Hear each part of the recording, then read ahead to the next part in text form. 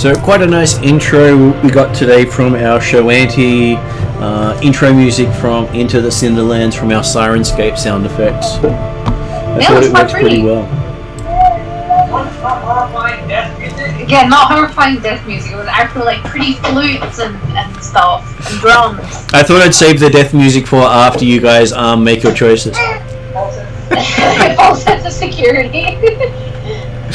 Hey, you can't have horror without having light-hearted and happy times. If everything is pure horror, you lose the impact of horror. That's the whole point to horror storylines, is the fluffy bunnies and nice things happening and then the rug being pulled under. So today is session number 64 of our campaign with characters at level 4 doing our Thassilonian Resurgeance adventure path. And today online we have M. Hello, I am playing Druzar, who has a mission that he now needs to fulfill in now 331 days. Don't worry, I just removed the dead aspect from your label on your character. I mean, am I? Well, you're not dead, you're just living on borrowed time. Dead becoming? Yes. Bring out your debt. Yes, I am currently living on borrowed time thanks to my god Grom, who has set the monumental task of defeating the Sandpoint Devil by myself in a year, or become the Sandpoint Devil's plaything, run around, coffee, get me coffee person. You wish it'll be the tea lady. Yeah, I wish it would be that simple. But I'm sure Doozer would find it quite underwhelming, only being allowed to get tea. yeah, pretty much. I would not put it past the Sandpoint Devil though. So I am now re-emerged with grand purpose. Hey, at least he gave you an option. He did. Also, I either stay dead, become the Sandpoint Devil's bitch, or fight the Sandpoint Devil valiantly. I still become the Sandpoint Devil's bitch. No, if I die but fought, like, with honor, I don't. I think I just die. If someone intervenes, then yes, I become the Sandpoint Devil's bitch. Looks like you're gonna win. So Parry throws in a light spell. I intervened. Yeah, pretty much. Like I am screwed. Okay. Also online today we have Jeremy. Yes, good evening all. I'm playing Cordar, the elven half-human fighter. Grew up in Sandpoint, listening always to the tales of the heroes of the realm, particularly those of the Pathfinder Society, and now he aims to emulate those feats and legends, even though he found the Pathfinder Society isn't quite all that it was cracked up to be. And online we have David, who hopefully is stationary now. Hello, I'm David. Sorry, hi, David. Hello, I play Balance Silverton. Well, I'm just food everybody around, and all around good guy. I'm sure he is a fantastic guy, as he is joining the Hell Knights at this point. Also online we have Josh, who may be talking from a distance. Hello, Josh. And he's currently on mute. He's in the kitchen. Hang on, I'll get him to yell from the corridor. Can you yell? Can you yell your intro? One sec.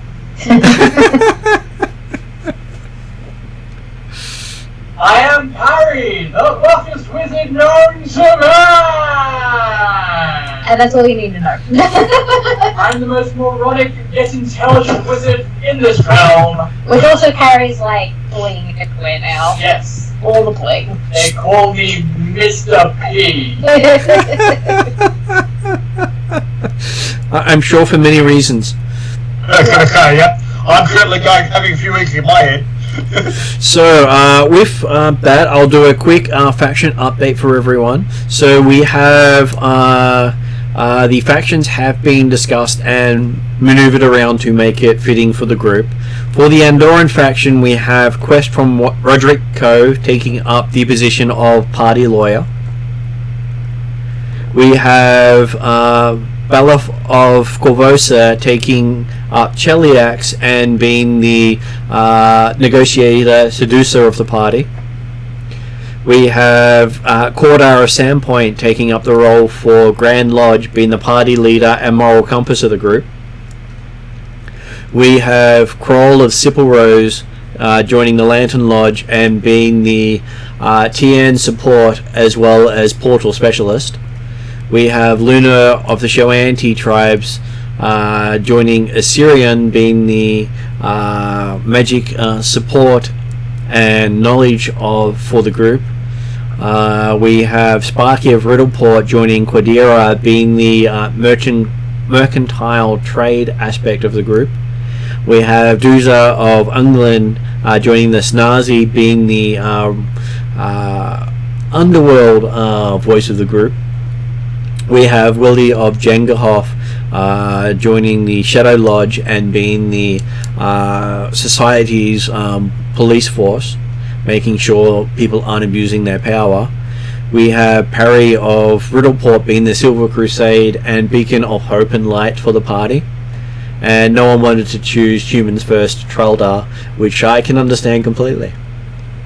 So, we also have a alternate group floating around in the background causing trouble, which consists of Barak of Corvosa, Kangasero of Karmagar, Nexa of Corvosa, Pimwinkle of Magnamar, and Zed of Magnamar, all causing issues in the background.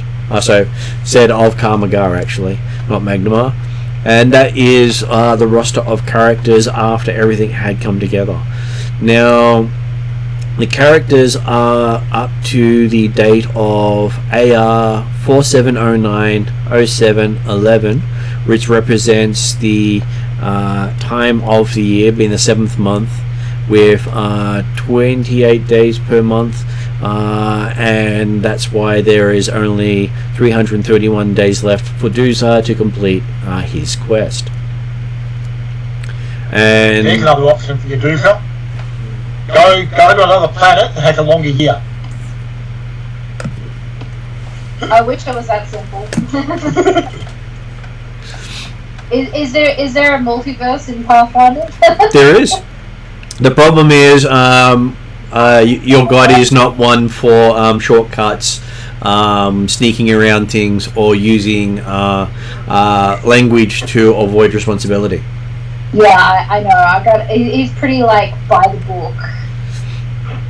Yep. And anyone who talks too much gets punched. Well, Maybe because he gets confused. No, I think because everything's a challenge, and I'm channeling Gorm somehow. No, we're talking about Gorm. If people talk too much, they get hit. That's because Gorm gets confused. Oh, right. He doesn't deal with a lot of language. And You talk too much, bang. very much so. And the amusing thing is, no matter what language you chant his prayers in, the pacing is exactly the same, and it sounds the same in tones, which is an irony for the god's prayers, because they're all battle chants. He doesn't have a single prayer that's not a battle chant. I was gonna say I probably wouldn't even do it in any other language but Orcish, but you know, whatever. Whichever language you do it in, it sounds almost identical. Because you know that he only actually understands half a dozen different words anyway.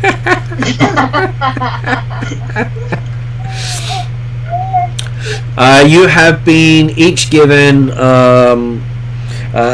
bonus points in the factions, so between this session and the next you'll be able to work out with me what bonuses the Pathfinder Society will give you as some extra training, and we'll figure that out between now and then, because you might get spells, languages, feats and other fun stuff. Sweet. So that will be a between sessions thing. Cool.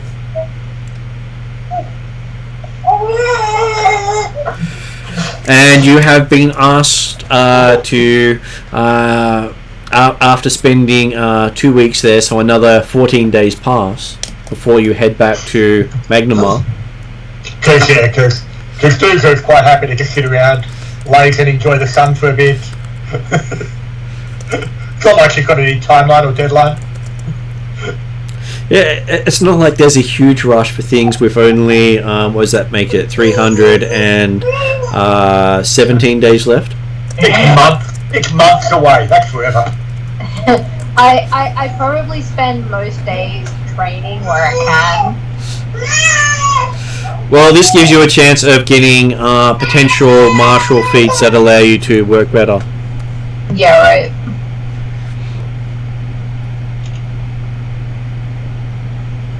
So it's the 25th of the 7th as you head back to Magnamar. Cool. Reaching Magnamar, you are greeted by Lady Hindmarsh? Lady Hindmarsh. That's the name I was looking for. Musingly, my brain went, I can't remember what her name is. Some names stick in my mind momentarily. As she congratulates you on your great work out in Assyrian. She's gotten congratulations from all the faction leaders, which you also got, for actually completing a task for the society. And thwarting the Night Heralds. And thwarting the Night Heralds, yes. Although that wasn't actually the society, wasn't it? That was the Night Heralds were the enemy of the They are the secret society of I tell everyone. They are still the enemy of the Pathfinder Society, but you're doing it on behalf of the Eye of the secret society, the Eye of Palatine Eye, or something, the Eye Core, or something, yeah, whatever. Yeah, they're the really long name that doesn't help much. Okay. And because you've done so well and brought back so much knowledge, they had awarded you all with accommodations for doing so. So you'll be able to spend that later. Marvellous. Which does work out to being 10 points for each faction, and an extra 10 points for the faction you've joined or remain part of. So quite a lot of points you can now spend on various things. And with that, Lady Hindmarsh does say to you she has a couple of outstanding issues she'd like you to look into. Firstly, there's the 3 gangs operating out of Roderick's Cove, the Rogue Keepers, the Order of Resplendence, and the Horn Fang. The Chaliax Knights in the area have decided to leave that up to you guys, as you had insider knowledge on their workings. And they didn't want to just slaughter townsfolk because they couldn't tell the difference. Like that stopped them before. Well, the ones there apparently had some restraint. You're not sure why, but they do have restraint. Mm-hmm. Sol from the Goblin has requested some assistance with some stolen merchandise and some issues that he's discovered. And the Lady Hindmarsh would like you guys to investigate Thistletop further, considering it's being proven to be a Thassilonian dungeon outpost, and was hoping you might be able to find out what it was intended for, considering it once housed a demon, and if the demon's still there, maybe make sure it doesn't cause any more influence in the area, because you might be able to break up the goblinoid army it's amassing. Even though someone had sent it against Riddleport and it was repelled by the Hell Knights. Certainly Corda is definitely keen on Thistletop amongst those options, for many reasons. The fact it came from Lady Hindmarsh, the fact that it involves Sandpoint, the fact that it involves potentially killing goblins, the fact that one of the other jobs apparently came from a goblin, so therefore it's completely to be ignored. Well, the one didn't come from a goblin, it came from a Pathfinder safe house called the Golden Goblin. Oh, right, okay. And it's run by Saul Vanderkasterkin, who is the father of the guy you beheaded in Corvosa. Yes. I'm sure you're about. I mean, we kind of owe Saul for that, and he's an alright guy, and we've had lots of fun time in Riddleport. And if you guys haven't been to Riddleport before, then try the pies. Try the pies. Yeah, this is an opportune moment for you to learn all about Riddleport. Oh, I want to go to that dinner feast. Because it's not so bad. Especially after the Hell Knights came in. You're saying the Hell Knights have cleaned it up? Sort of. I think they're working their way through the city.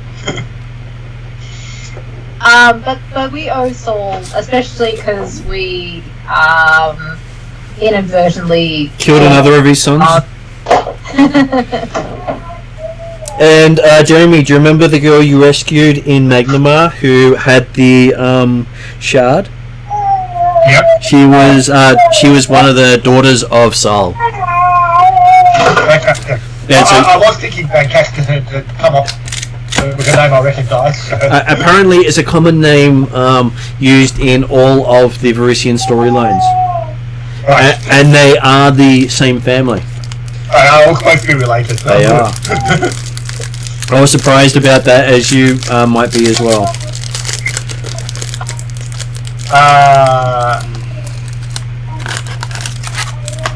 Okay, excellent. As a player, I'm not all that concerned where we go. As a character, obviously, Corda would be leaning towards Sandpoint, but he can easily be convinced of others. And given have any preferences? Given that we can also tidy up report and tidy up the cove. Well, yeah, the cove, Roderick's Cove, in kind of like order.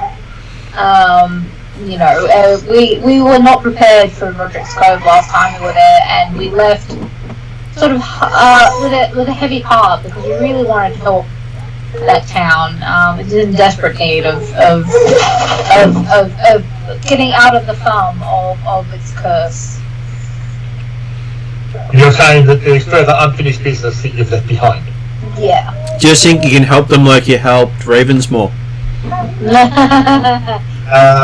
I guess one of the other factors that would be potentially a question about where we go is what kind of transportation capability do we have to each of the locations, like so effectively to Riddleport or Sandpoint? Riddleport, we have You guys got a portal? We've got a gate, yeah. And then I think we took a barge down to Roderick's Cove. Because it's like a day's or half a day's travel down. Is that right, Mum? Mm-hmm. That's right. It was more just confirming that we did actually have gate access to. Yes. Both it wasn't a case of do we technically have gate access to Sandpoint? I know I tried to set it up, but then things might have got a bit confused with the emergence of Lamastu's shrine. I believe Corda does have access to it. Yeah. Whereas Quest has access to Roderick's Cove. Oh, that's right. Quest has access to Roderick's Cove now, because that's home, isn't it? Yeah, but Roderick's Cove is not actually one of the ones we're specifically looking at right now, so it would be a case of going to Riddleport. It's a toss-up between Riddleport with essentially Roderick's Cove as a side quest, or Sandpoint, is that correct? From That's correct. From what Lake Pinebush is asked for, or the... I believe so, yeah. So, okay. I'm happy to go for Riddleport then. I'm a leader that can be easily accepting of democracy. So, and I'm assuming that both of the people who are talking, I'm assuming that Parry is just as keen as Dooku to get to Riddleport. Well, Riddleport is Parry's hometown, so... My family! And I'm pretty sure that the portal there is into his house, so just be warned. Fronting images there. Well, it probably can't be much worse than the portal into Kelliax, which goes through Bella's home. You mean perfection in heaven? I believe it's a run. When I say Bella's home, I'm talking about Bella's dad's home. Yeah. Don't worry, Bella wants to live there. He just doesn't want his dad. Okay, so you take the portal out to Riddleport, and the first thing you notice is the walls are covered in paintings of naked people.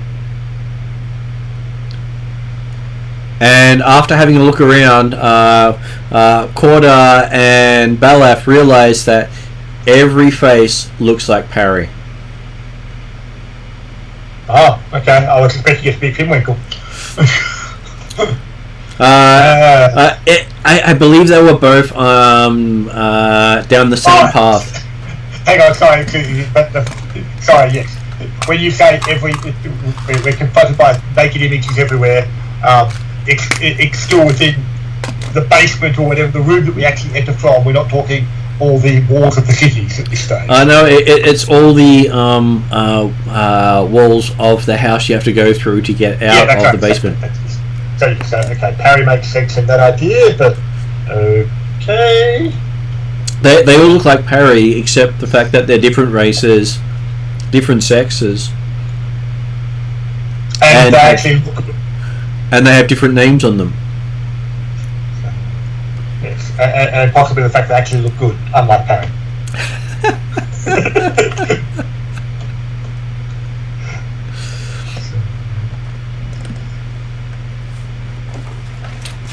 And you find yourself seeing this huge rune gate spanning the river, the bay of Riddleport. Riddleport was built under the cover of this. Yeah. Now, having decided we're going to Riddleport, what was the actual reason we're coming to Riddleport again? You're going to do some work for the Gold Goblin because Sol has needed some help. Right.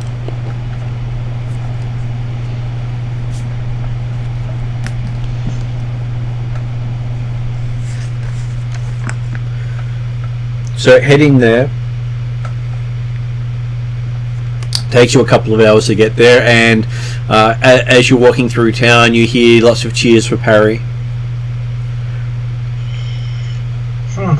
Yeah. Definitely deja vu. And many of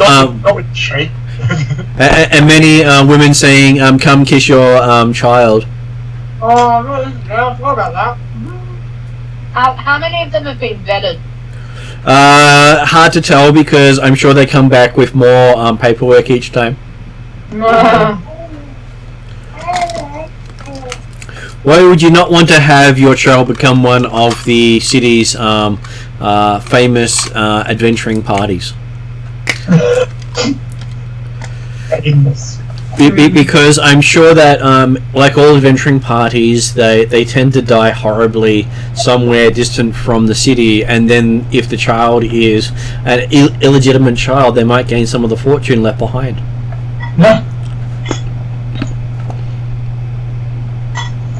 And it may be their only chance to actually get any money. Yeah. They're nothing like Goblin. Yeah. Just hold on. Okay, so after traveling around a little bit, you are confronted by a tall elf with shock blonde hair and a falcon. Oh, this guy again. Who you remember, his name is Quaba.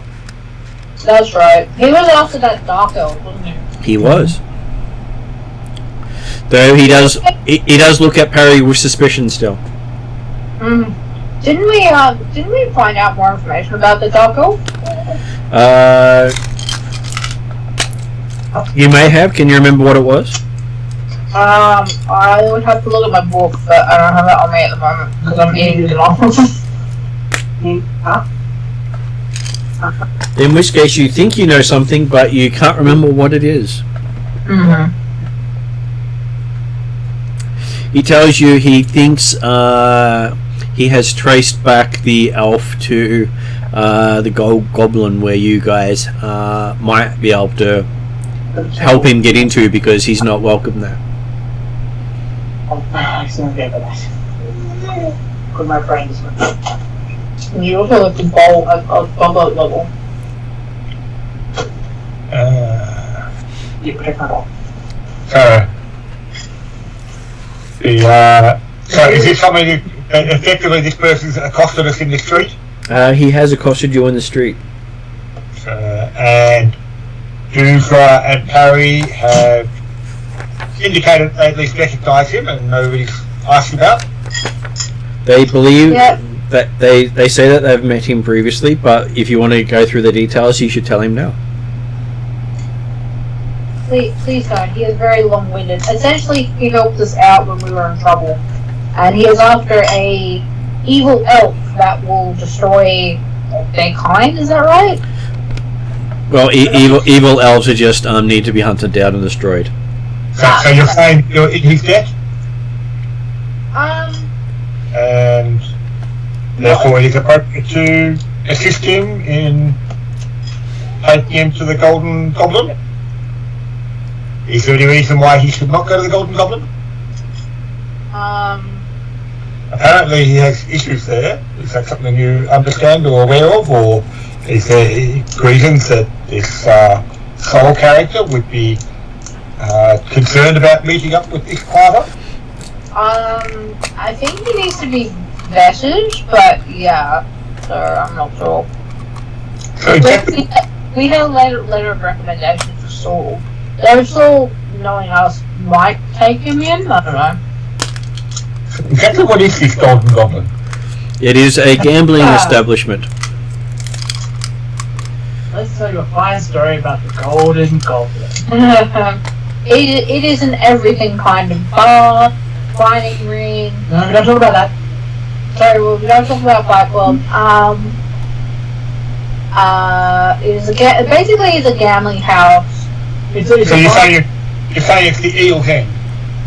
Yeah, it's basically a bar, restaurant, casino kind of deal. And has rooms for sale by the hour. And you've had dealings with this character in the past? Yeah. You will have been told that this is where the Pathfinders were based out of in Riddleport. He has provided us cover in Riddleport, and we all go by different names here. So, well, apart from Parry, everyone knows Parry because this is Parry's hometown. But here I go by Flexmana, not Juza. Quest goes by Question. Crawl goes by The Green Archer, I believe. The Green Archer. Yeah, Green Archer. Willie is Low Blow. Willie is Low Blow. That's about it. I'm Parry. Yeah, that's Parry. So I'm sure Saul will come up with some very creative pet names. So the Nomba plumes have been assigned by Saul, is that right? Yes. And Saul is the recognised contact for the Pathfinder Society here, but he's not actually considered the Pathfinder captain or anything like that, like Lady Hindnight, is he? No. Well, yes, in that case, so this elf is to be taken to see Call. You have no reason not to encourage this, or is it the sort of thing that we should arrange to meet up with Quava again after talking to Saul? I think we should arrange to meet with Quava after we've seen what Saul has to say.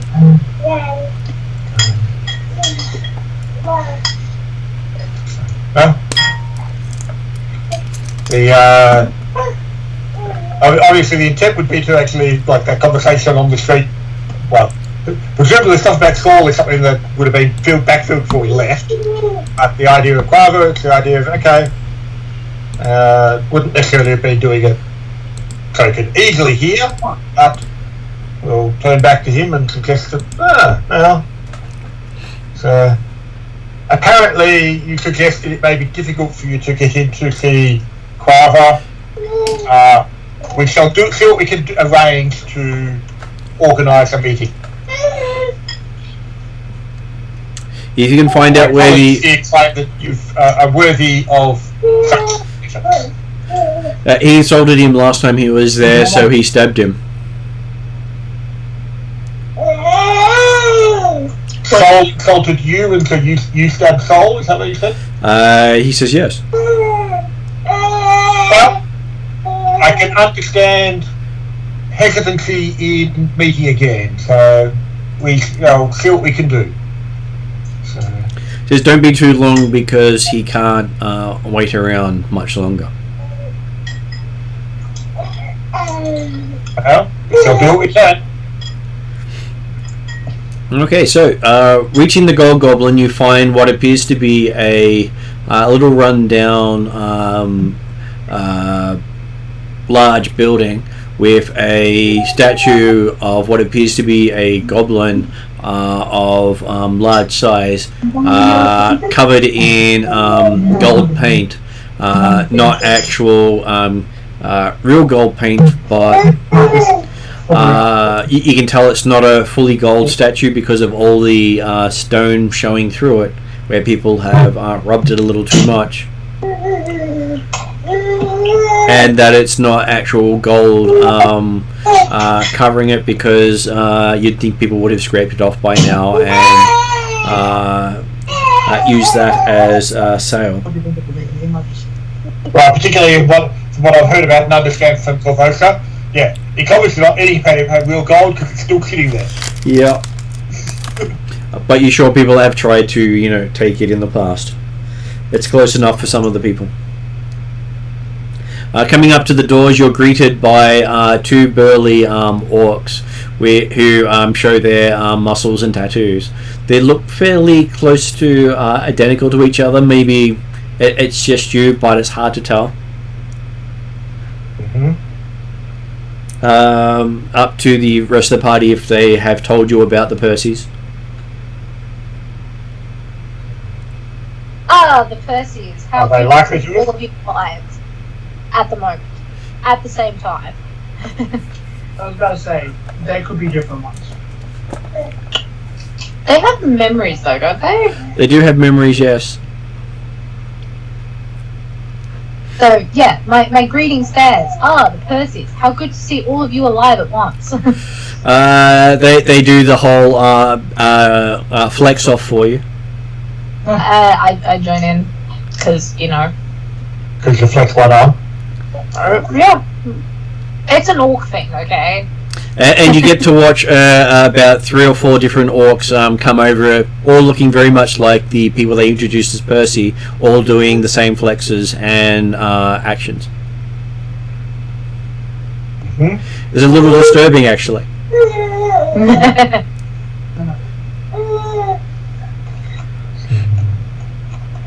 But you do find them welcomed very much so by welcoming Doozer there in the Orc tongue. Mm-hmm.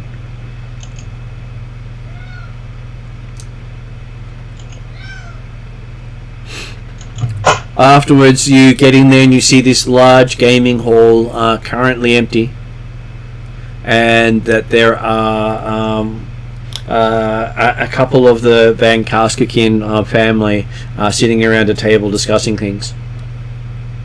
Was that that lady with that really big hat? It wasn't that lady, it was a different lady. Ooh, different lady. Where did that book go? Oh. Actually, it might be that lady. Let me see. Does she have a really big hat?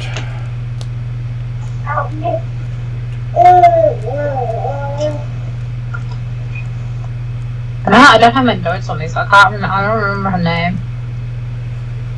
She was like the older sister of the guy we killed. So the picture of her doesn't actually have a hat.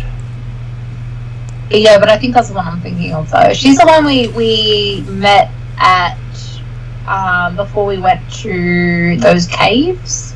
I believe so. Her name is Natalia. She greets. She greets. She's the one from Magdamar. She greets Cordar warmly. Yep. And says, "My friend, thank you for saving me." I'm glad to see you're still well. I was concerned when I lost track of you in Magdamar. I came home. Ah, well, it's always good to return home when one is trying to re-establish where one fits. It is always great to do so. Your separation from the and Corda knows the name of the female gang that she was part of, but the Tower Girls. Tower Girls, yes. It's always interesting when you can remember all these different names.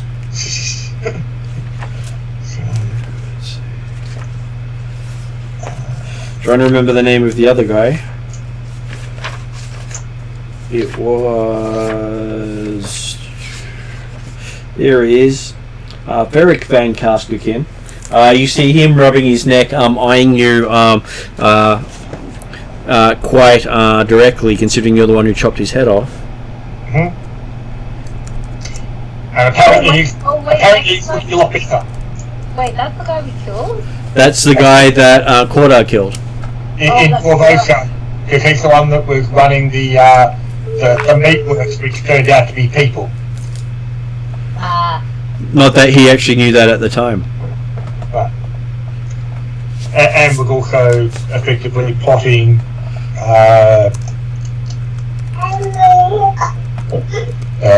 anarchy and that sort of thing. Not following the rules. Sorry, I thought you were talking about the guy that we also killed. I think he's dead though. Well, hey, the one I left was pretty dead with his head chopped off. Yeah, but they at least maybe would have been able to salvage the body part. I don't think they could have salvaged body parts from a frozen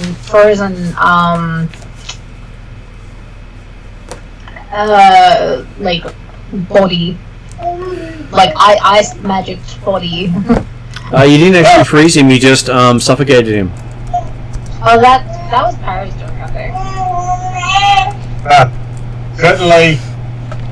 As you're discussing that, you see a familiar person step into the room, going, "You're the one who killed me." And is he pointing to Parry? Yep. Yeah. Certainly, okay, Recorder was happily talking to Natalia, and then when he sees Beric, his hand will go for the hilt of his sword, and then, okay, Paul's thinking, you look very similar to someone I met in Corvosa. He says, "Yes, you cut my head off." Well, Wait, you got some almost cut off. Why did you do gave that? the option. Dallas was there at the time, but you were given the option. It doesn't matter. Why would you do that? That seems horrible, ghastly.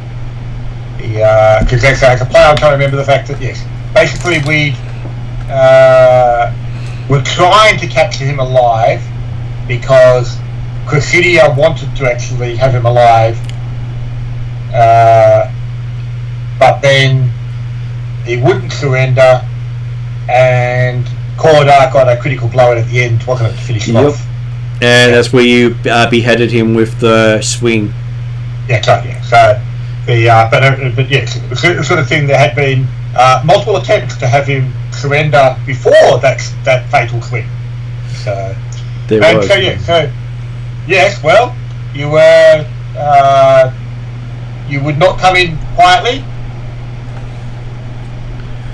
We were there under the lawful authority of the Corvosan Guard. And I was you were involved in the murder and butchering of people to then sell as meat.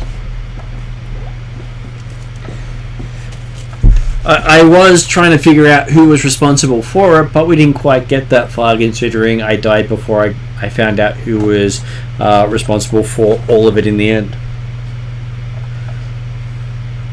Oh, it was probably Cordar. That's just who he is, really. You're saying you were not responsible? No, he was working with the distributors, not the people who provided the food. So he was trying to find out who was the people providing the food. And all he could find out was they were based out of Old Corvosa before you guys killed him. Out of the meatwork factory where we found you, and you were defending that site after we told you to surrender. Well, he didn't know who you were representing because there was a lot of problems at that time. Well, we had it clearly. We had displayed the badges, and we announced ourselves as representative of the Corvosan Guard. And did you not see that he also had badges of the Corvosan Guard? Yes. At that point, well, I know we've got them now. I think we would have had them at that point because I'm pretty certain Cressidia gave them virtually as soon as we did the first thing of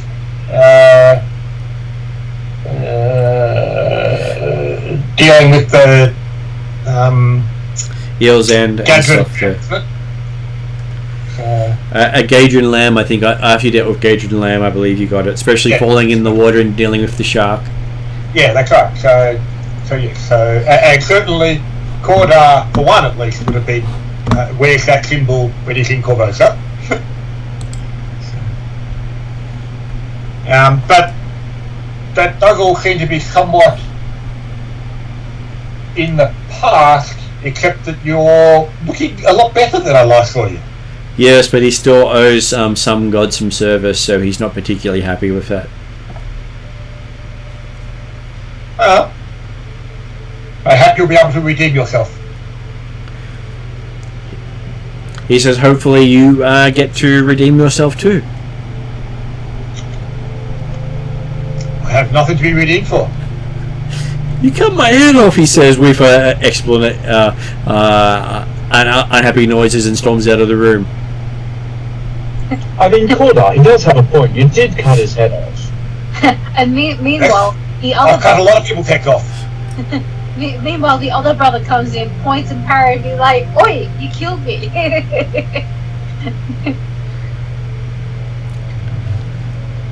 After seeing the exchange Usually I between... would never do something so dastardly as beheading someone. How uncouth.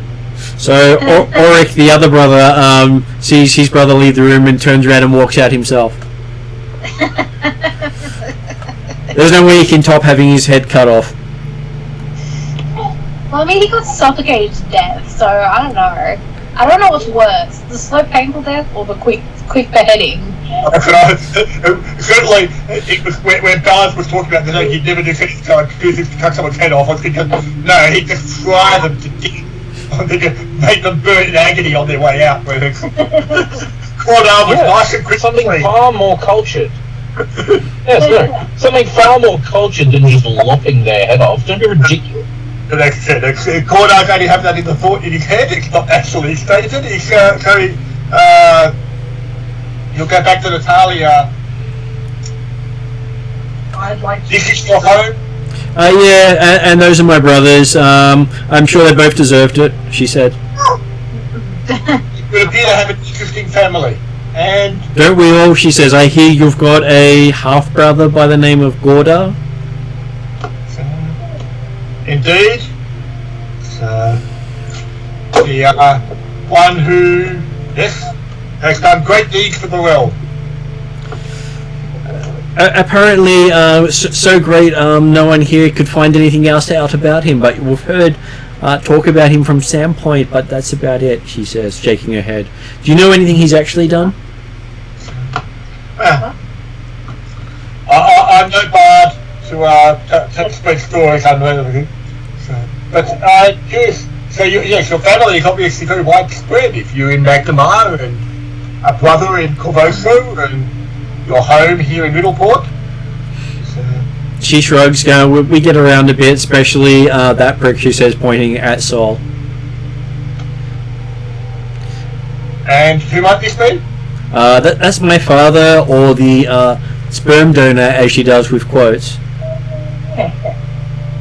Oh, come on. You can't talk about Saul like that. Actually, maybe you probably can. Sorry. Well, what do you call someone who impregnates someone and is never there? Harry. My father? She laughs a lot at that because she goes, so we all have something in common then. We've all got idiots of parents. Well, parents should be those that bring you up, not necessarily those that give you birth. That's why she calls him a sperm dummy, she says. But has anyone actually introducced Saul as such yet? Doozle were introduced Saul. I just on the sense that obviously yes, there's been some conversation that went a bit off rails because of who happened to see we walk in, but Corda isn't aware of meeting the person we've come here to meet yet. So Saul walked into the room, did he, Martin? Saul's already in the room, been listening to the whole thing.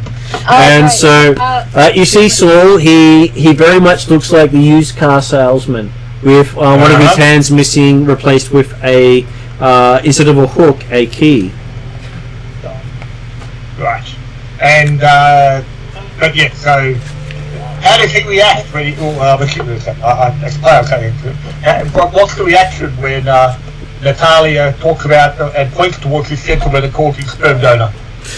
He just shrugs. It's probably something he's heard more than once. But yes, so has someone actually said that this is Saul Van Castleton that we're trying to actually meet up with? Scammer. Dooza will introduce Saul. He comes over and sticks his hand out to shake your hand. Dooza's or Cordar's? Cordar's, because he knows Dooza. Greetings, sir. Yeah, I understand you've my companions here desire to offer you a hand. He looks down at his hand and you have to bring that up, don't you? I would suggest giving him a particularly good nickname there, Saul. Yeah, Captain Obvious sounds great. Perfect. My name is Cordar, thank you. Not around here. Not around here, not anymore. Once in live, you better go by that name. Captain Obvious. And who's this mustache harrow fellow over here with the bright robes? Is he talking about really good looks? the really good looks? Yeah. Well, it does remind him of one of his wives.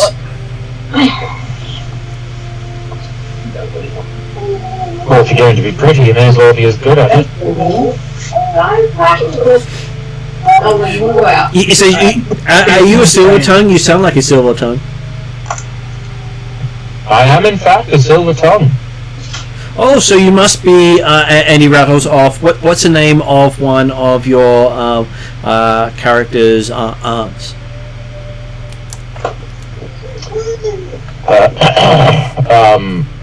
That bitch. Okay, so he refers to as that bitch silver tongue. Yes, the mighty shrieker we call her when she's not looking. TV silver tongue. So she's one of his many ports of call when he's traveling. Doesn't surprise me. We silver tongues. You like to entertain.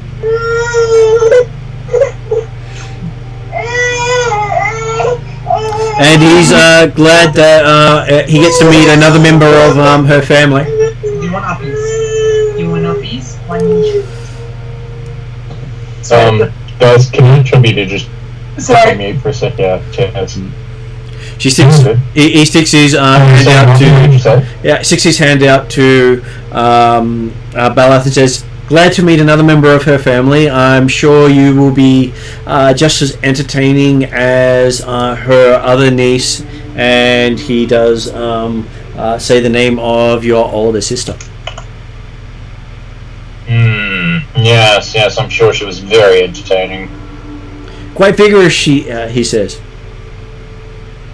Yeah, sounds like a silver tongue, I guess. Have you seen her lately? Last he heard, she was off on a grand adventure.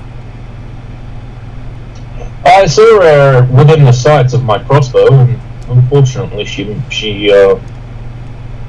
was quite.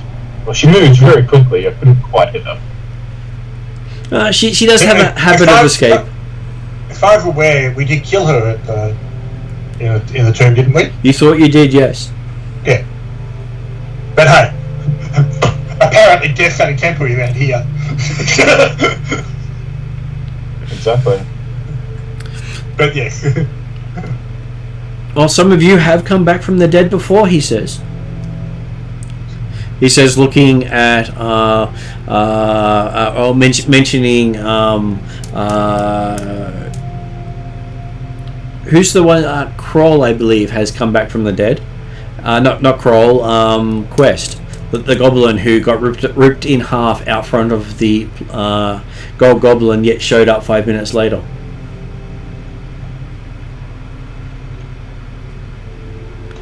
So, back from the. Okay, Cordar's happy that he doesn't actually he didn't say anything about Bella's sister. Well, me as a player thinking, yeah, as far as we're aware, she was dead when we last saw her. So. She was dead, yes.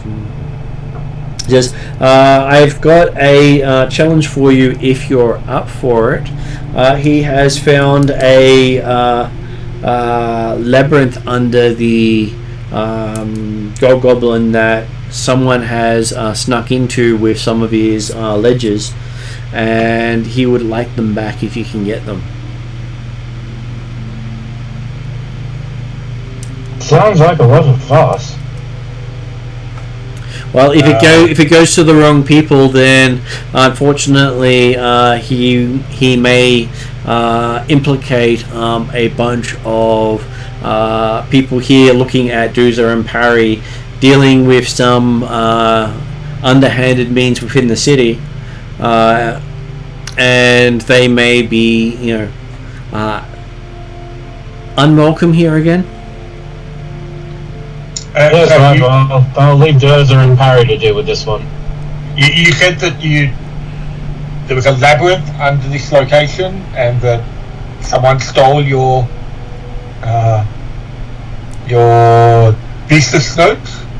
Yes, so someone stole some of his ledgers, which had secrets that he'd been keeping for various people around town. and they came in through a labyrinth underneath your facility. They did, he said. And is this a labyrinth you know well? No, he's never been down there. He tried to lock it. He put in a special lock that only his hand could unlock, but apparently whoever's on the other side was able to unlock it and still get in. So who's normally located in this labyrinth? He doesn't know. He's never been down there. He's not an adventurer anymore. And you're sure that it was a denizen of this labyrinth who stole your lectures? By the sound of it, it would be someone more likely just a rival businessman here in this fine, civilized location.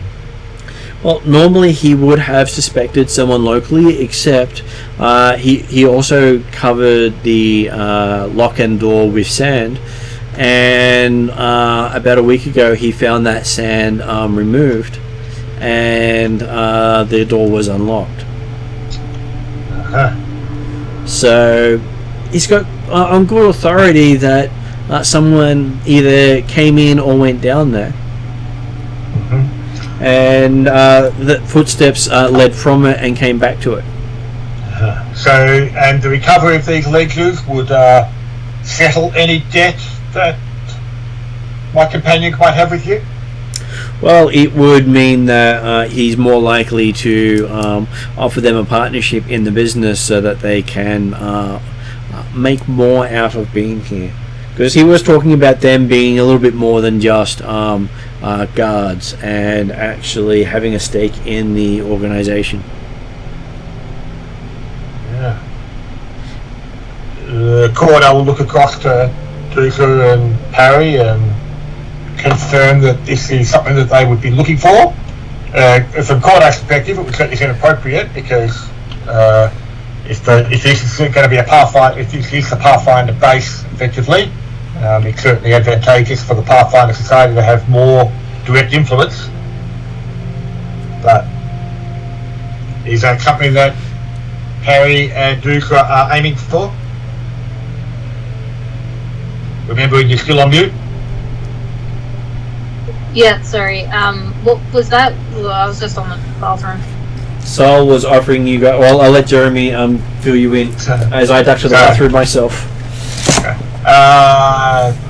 Saul apparently wants your assistance, and therefore our assistance, to enter a labyrinth that he's discovered underneath this facility, from which thieves came in and stole ledgers, potentially incriminating yourself within this town, and that if they were recovered, then not only would that be a long way towards clearing any debts that you might have for Saul, but also Saul would be interested in offering you a greater stake in the business itself. I understand you've worked here as guards previously? Yes, we have indeed worked here as guards for this establishment.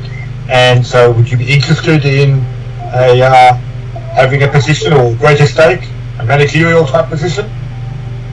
Oh, yeah. So, I mean, if I can get the Percys in line a bit more and potentially also maybe fix them up. yeah. So I suspect also that if this is going to be a location that our employers are interested in, then having a greater stake would probably be advantageous.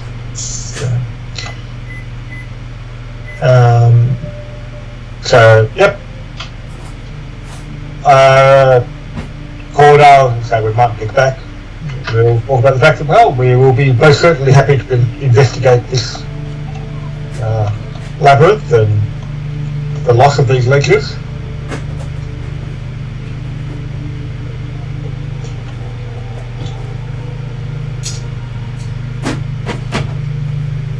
I don't know, it all sounds kind of boring.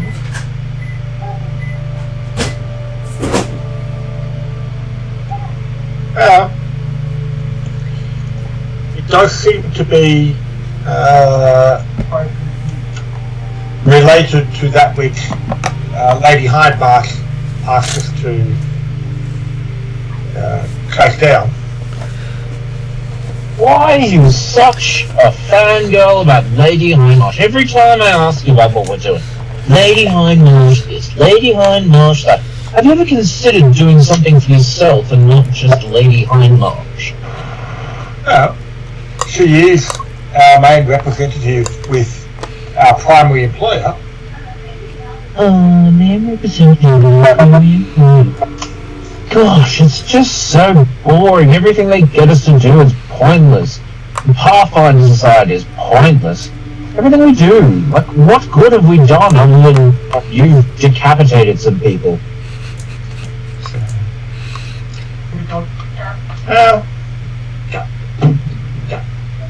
If you are not here to help the people, You're not here to why would I be here to help people? or to promote the organisation, what is it you're looking for? Oh, just some stories, something to do, something worthwhile doing. This doesn't seem like it's worthwhile doing. I will tell you now, anything the soul says we take with a grain of salt, because it is never as easy as anything else. Anything not be easy. Well, the concept of a hidden labyrinth underneath this bastion of civilization that they call Runelords. Yes, I must admit, look, out of everything that's been said, the underground labyrinth does interest me, but that's about it. So if we're going to do it, let's go and do it. Otherwise, we're just blowing smoke up Lady Hindmarch's ass.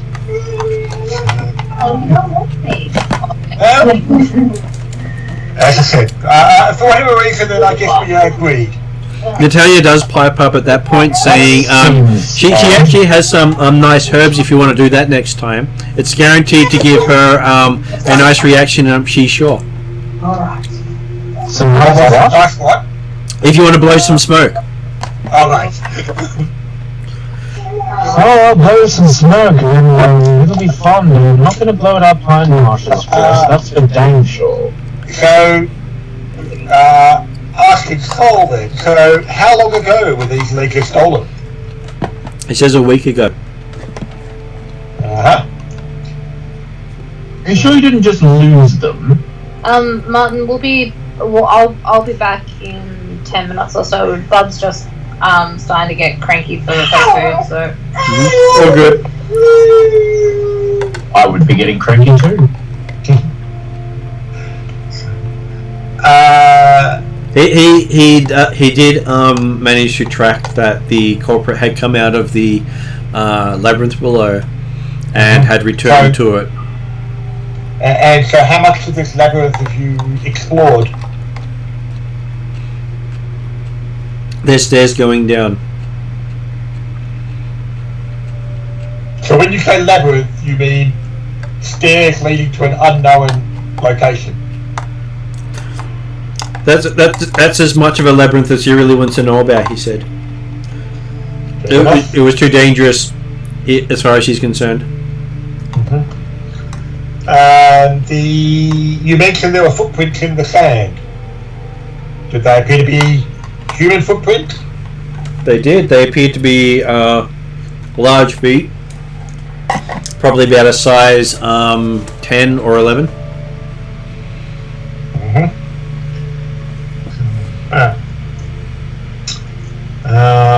We will be quite happy to investigate this for you.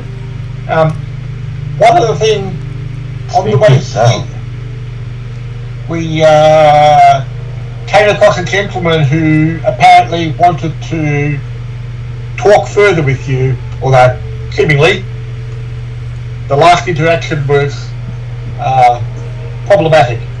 An elf named Quava. Oh, don't talk to me about elves. Most elves are pointy-eared bigots, he says. Very self-righteous, they know best, everyone else is too stupid to know what's going on. Indeed. He does that, even knowing that you're part of.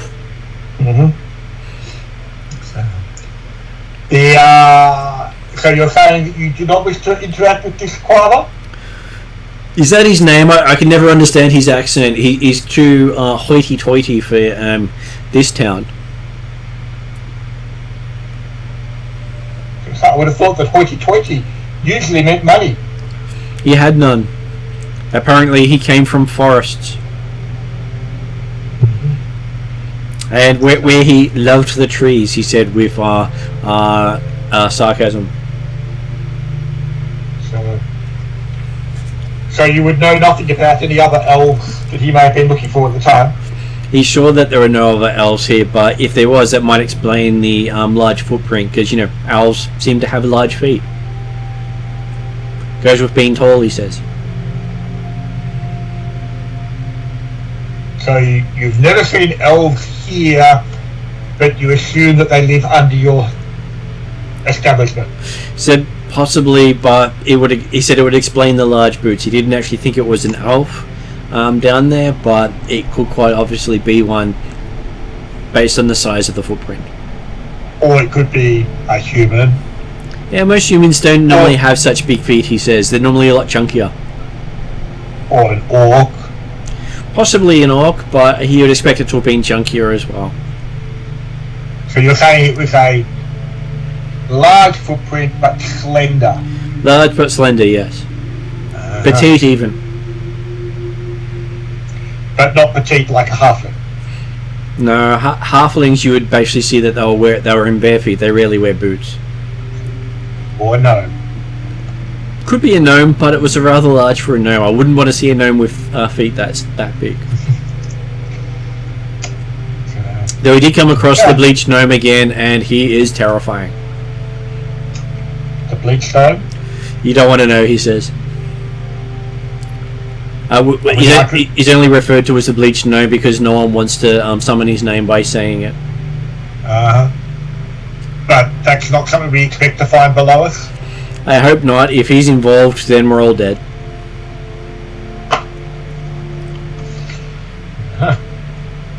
Well, when you've been around for longer than anyone else, that he's still reputed to be the first gnome.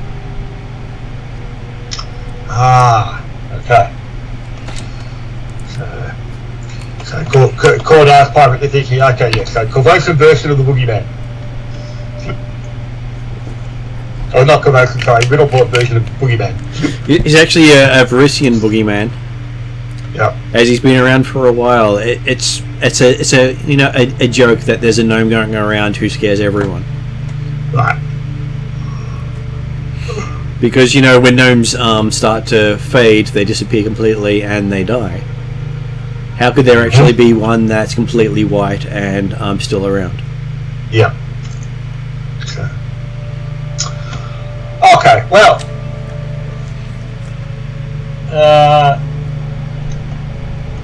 I'm not entirely certain what time it is as far as travelling goes or things like that, but considering we're not entirely certain how far this type of thing might explode, I'm thinking that we can at least go down the stairs and investigate, or at least also have a look around the cellar of this place, that see if he's still got the remnants of the footprints or anything that's still hanging around. So. Well, since they came up, he covered up the area again because he didn't want anyone else going down there, especially the Percys. Yep. They don't really seem to have this life sense, you know, common sense to not walk into instant death. Sorry, especially the who? Percys, he says, pointing at the orcs. Oh, the Percys, right, so yes. No matter how many times you kill them, they come back and they seem to be dumber each time. He doesn't know how much dumber they can get. By the sound of it, the same might be said for your sons, from what I've just seen. I don't know about the dumber side of the house, but they seem to come back. Yeah, well, he now owes a fortune on them. Hopefully they'll come good. Otherwise, you may end up being the sole owners of this establishment.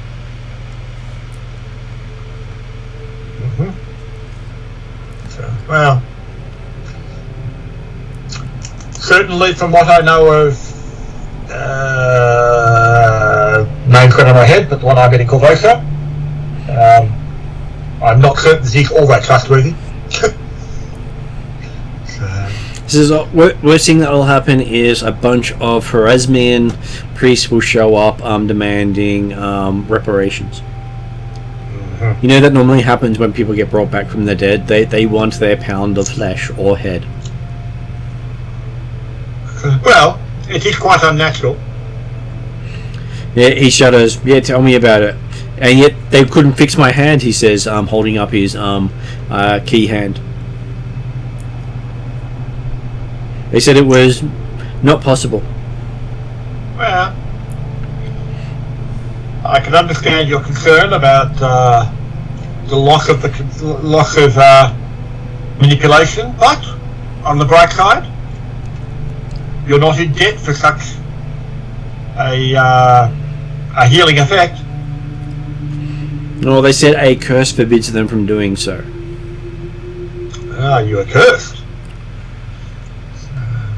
And they were unwilling to remove said curse because apparently it was delivered by a god Pharasma does not wish to anger.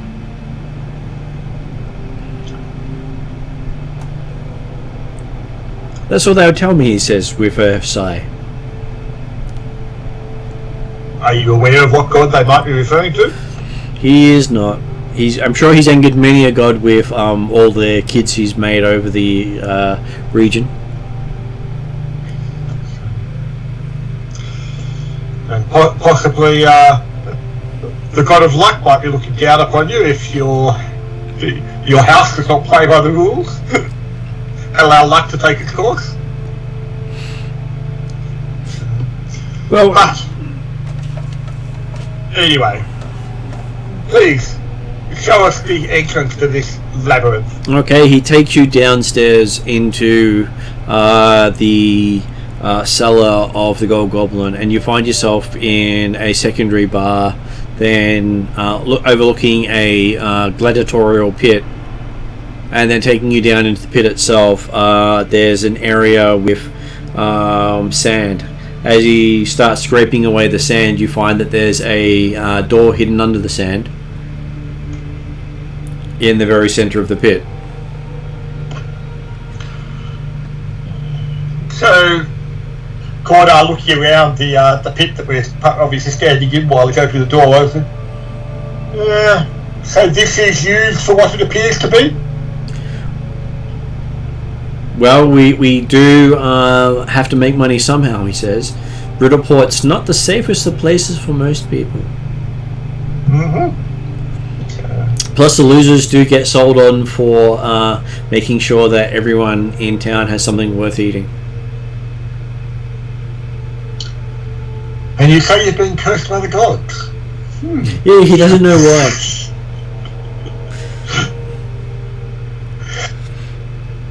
So he then sticks his key hand into the lock and clicks it, and he goes, "That's strange. It appears to be unlocked again. Oh well." You're saying you didn't know about this door, and yet the key to the door is... No, he told you he doesn't know about the labyrinth. He put the door in place and the lock himself to stop whatever it was in there getting up, and then something came out a week ago and left. Right. Okay, so the door's been there for quite some time. Right. So yes, you found this entrance and you covered it up quite some time ago. So He did, yes. Right. Okay.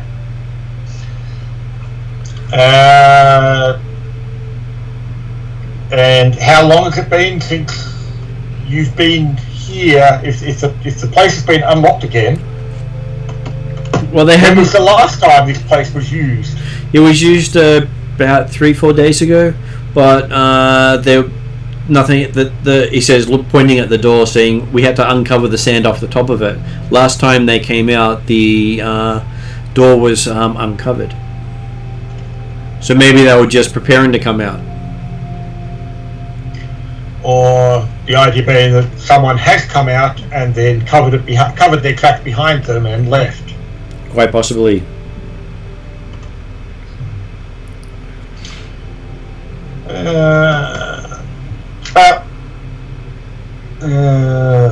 Let's have a look inside and see what we can see. Okay, looking And I'm inside. figuring that we're not going to see much of the way of cracks or anything like that on a sandy floor that's been kicked up and around. And Well, it has been raked recently since the last event. yeah. Looking. But obviously, when we came in, there were no footprints in the sand.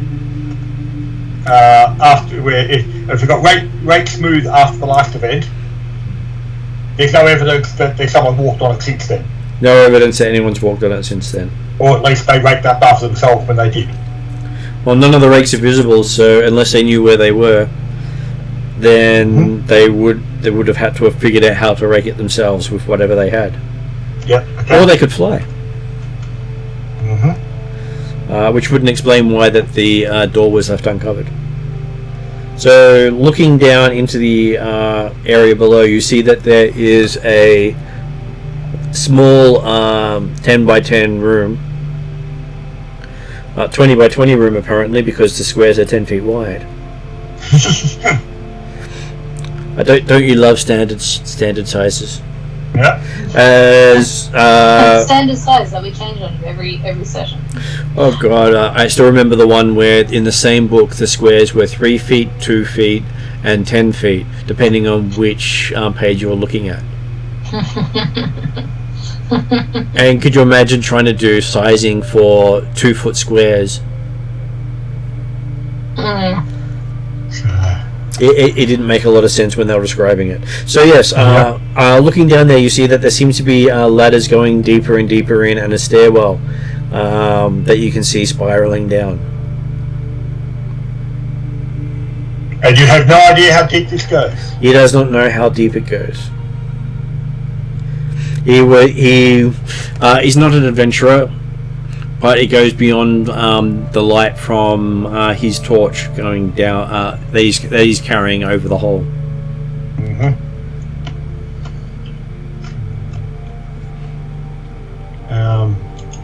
But you can hear the sound of water down there.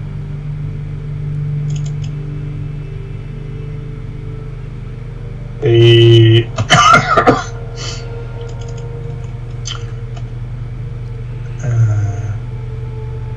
okay, well, are people ready enough to walk down into the unknown?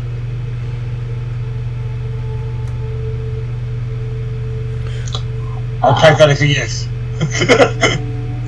Sorry, I'm just trying to get my app open to unmute. I was ready half an hour ago. I was ready after we started talking. I was very ready when you started talking, so let's just go. Okay, well, Cordar will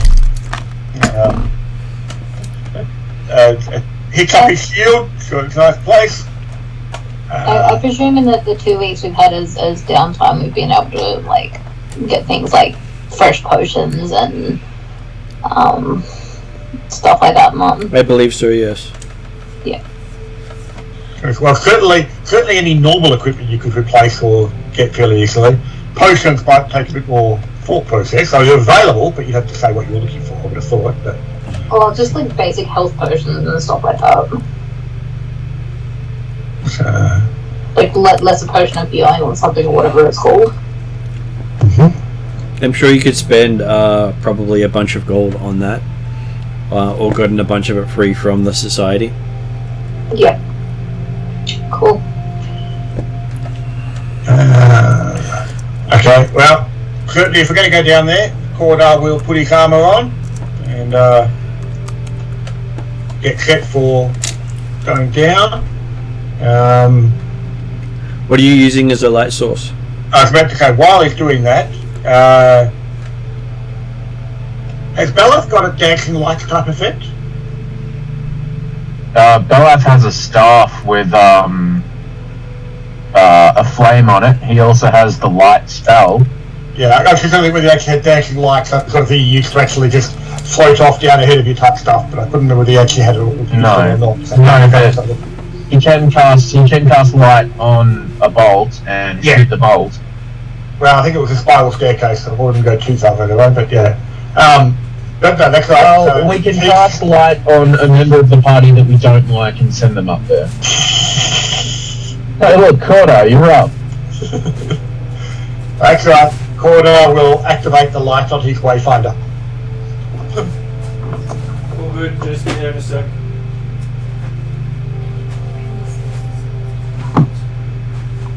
Or we could send a raven in. Says the Raven. You certainly could. As I said, Corda's taking 10-15 minutes to get himself prepared with his armour and everything like that, so you guys can be... We send the raven off as a light source, it goes down, it comes back, and somehow comes back with an eye in its beak. Ow! Well, we don't go somewhere then. Yeah. That wouldn't be the first time it's done that. No. We didn't even hear any screaming. How? Are there any evidence of footprints or anything like that on the staircase? There would be, except it's damp, and we don't think there's enough there for it to leave an imprint. Okay. But obviously, so certainly yes, the intent. It doesn't appear anything's come up recently, or at least not as recently as it might have left in a damp footprint.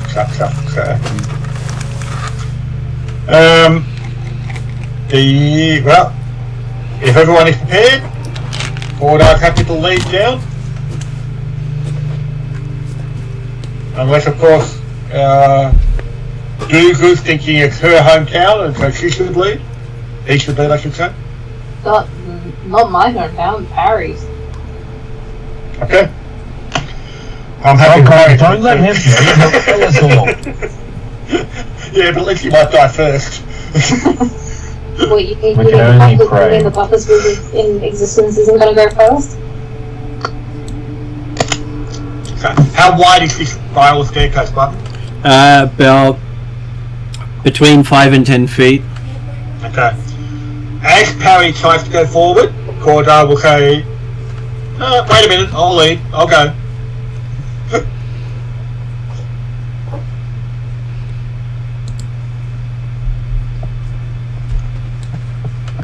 Okay, so going down the stairway, it spirals down a fair way. You're thinking at least 20 feet down, but going down about 20 feet, you've probably walked about 60 by this stage. Okay. So 20 feet down, but 60 feet in length to get down 20 feet. Yep. And I'm assuming that we've done a few loops in that turn then. You have. Yeah. So, And and we're not hearing anything, I say, moving down? You still hear the dripping of water and sloshing of water below. And then you find you've got a series of ladders and ropes going further down.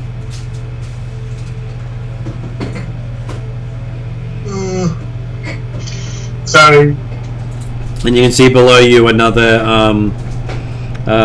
20 feet below a pool of water and a path next to the water. Okay.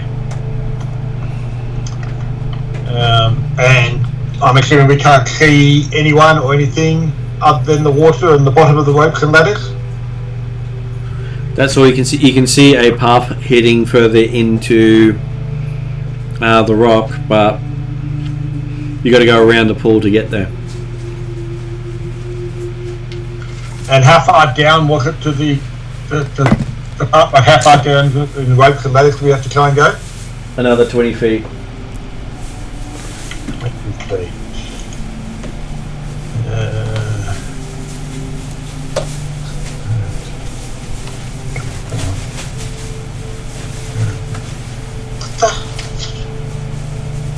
Sorry, I'm just trying to pull up my character kit again that keeps hiding behind stuff.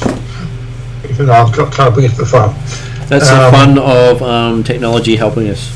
Yes.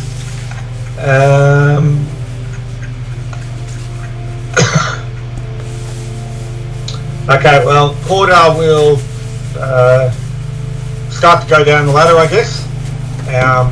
But he'll be ready to jump off the ladder to the base if he sees or hears anything. So,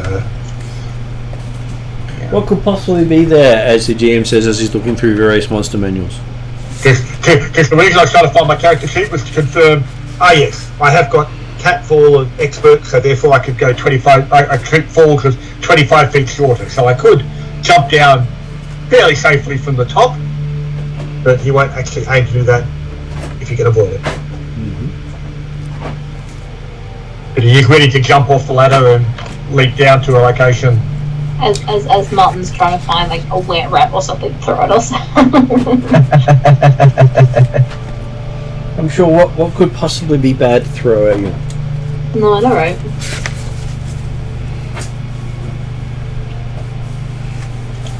Okay, so you slowly go down, but nothing seems to leap out at you as you're going down. Cool. So you're lucky. So, okay. Order will get to the bottom there and start like looking around a bit, like basically confirm the area for about at least 20 feet walking, and then looking with the light for the rest of it. Is clear while the others come down. Okay, give me a perception roll as you look. 19 on the die, which I think gives me a 26. Right?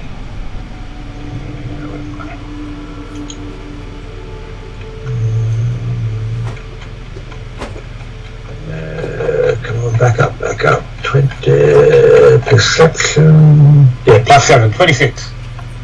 Okay, so you can see what appears to be some creatures moving through the water. Okay. The bottom of the ladder, does that lead to the path, or does that get over water type stuff? You've got to try and jump from the ladder onto powerful things. It appears one side of the water, you've got to almost completely navigate the water around it to get to the tunnels. I guess not. Okay, yeah. So, well, I'm guessing I started to go around the edge then, as part of my exploring while I've got to come down. If I see something in the water, I'll certainly move back towards the base of the ladder and warn them that we're not necessarily alone. Don't get caught on the ladder. Encourage them to speed up on the way down, and I will be watching the water. Sword ready. Flame on. So I'll give each person a initiative roll. Sure. Go for the dice. I'm on 23 for initiative, based on perception. Oh!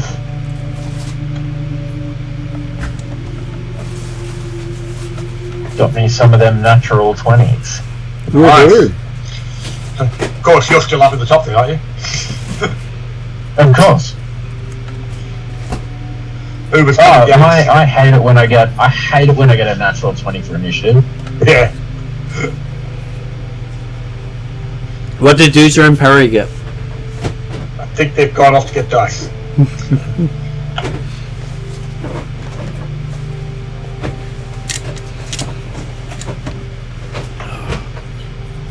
So 28, Martin.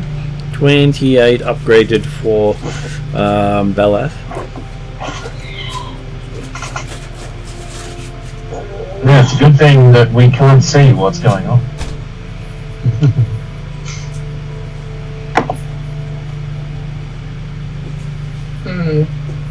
Jason must be halfway up the ladder. That's Well. a good roll. Who was coming down second? Probably Parry. But Certainly. he's not here right now. Certainly Cordar had stopped Parry from going down first.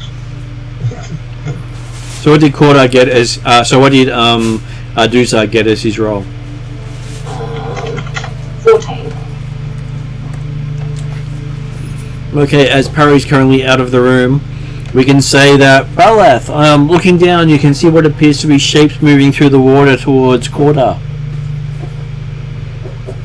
Shapes moving towards Cordar, you say? Yep.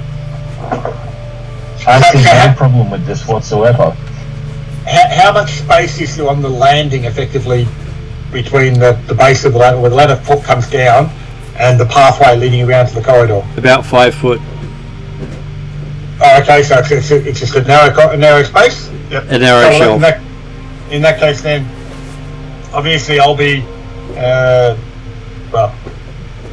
I'll be 5 feet away from the base of the ladder, so there's room for someone to get down, with the intent of moving further if people come down, but also warning them, hey. So Cordar is basically the only thing that they could even come close to, right? Yep. At the moment, yes. Does Cordar look concerned? He can't. He sort of sees them, but you can see that they're about as big as he is moving through the water. So Cordar is certainly Cordar saw the fact that to interrupt you. So, does it look like Cordar is going to react before said creep beasties give him a munch? Hard to tell. He's certainly ready to, he has obviously seen them because he told the party, and he's got his sword and shield out ready. Yeah. Didn't ask. Alrighty. Yeah, no, that'll be a waste of spell. They're in the water, so most of my spells are useless. Let's go with a Divine Lance on one of the beasties in the water. Okay, what does Divine Lance do? Sorry, are they within 30 feet of me? They are within 30 feet of you, 'cause it's about 20 feet down. Fantastic. So it's just a spell attack with 2d4 plus spellcasting ability modifier. The alignment has to be of no defined value. I think we've had this discussion before, but I can't remember. Okay, I'll dig the spell out. Where is it? There's the book. Always hidden at the bottom. That's Divine Lance. Yep. Anyway, it's 11 damage of whatever it is that you decide. Alignment damage. Did you need to make an attack roll? Oh yeah, I need to make an attack roll. I don't know how to play Pathfinder. I think most of it is lawful, so you do lawful damage most of the time. Okay. It's all dependent on the character or the... Yeah, well, you know, you've got the spell in front of you.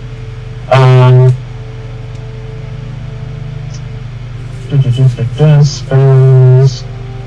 Plus 10... 25 to hit. 25 to hit.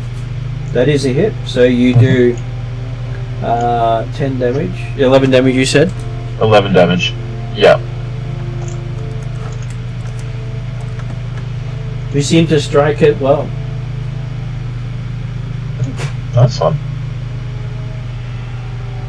Of course. They're completely friendly, you know that, don't you? Mm-hmm. Yeah. Or at least they were dying to be completely friendly. Not anymore, they aren't. And that sounds like a Cordar problem. Okay, so, and that was the surprise round. Now we're up to the actual round, and Belaf gets to act again. Wow, I'll give you 2 guesses as to what I'm about to do. Jump into the water and wrestle it. Oh, far out, how'd you know? You might want to take your second guess. Seduction. That'll work. I got another natural 20.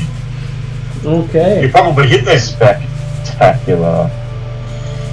That makes it 30 to hit. That is definitely a card... No, that's not a card critical. That's not a card critical. That is surprising. On a 30 it makes it a critical hit, but not a card critical hit.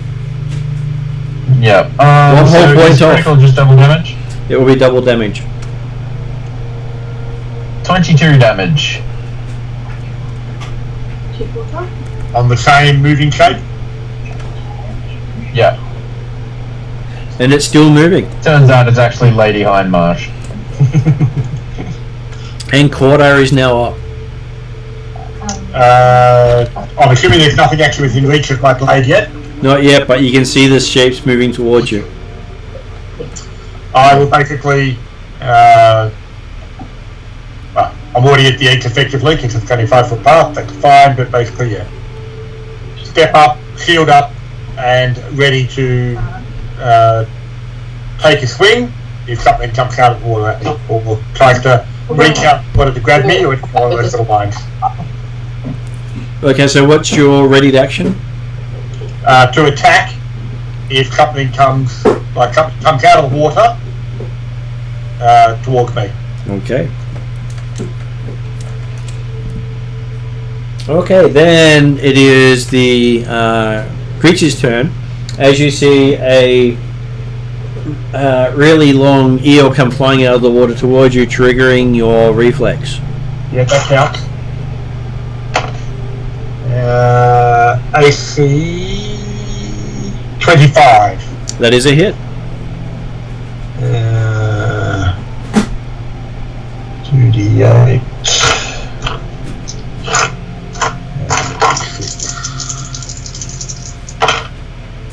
Oh, that's nice.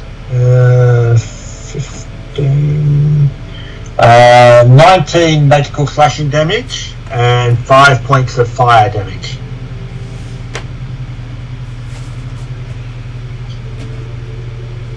There's 24 all up, and all of it will get through.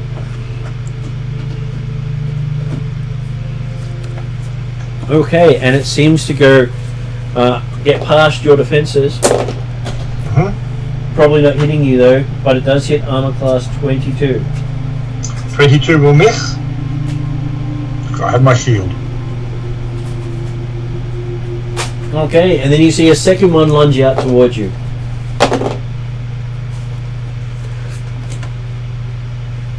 Not sure if you can see that. That's the kind of number I'd like to see. It's not very often I get those numbers. But okay, it's perfectly appropriate. Corda's got plot armor. Except for the 3 in a row you got. Thanks, Martin. Just putting that note out Yeah. there. Well, no, he doesn't normally get them for the monsters. Oh, right. Yeah, no, when he's rolling for me, though. That's right, yeah. Why do you think I don't roll for players very often? But okay, you're up against Corda, where okay, you rolled in the last combat with the that ranger from the Night Hills. Corda had the plot armor that he kept missing. So, what AC did it actually hit? It hits armor class 16 downgraded. Okay, so it's not a card crediting miss then. Though I was getting the cards out just in case. And I am disturbed at the idea they've got plus 15 to hit.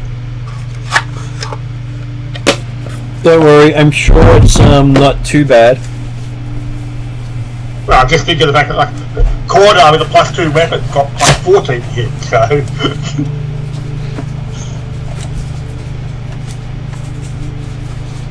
Okay, so that was their turn. Now it is Duzar's go. So what happened to it when it critically missed? Gonna make it roll against its friend.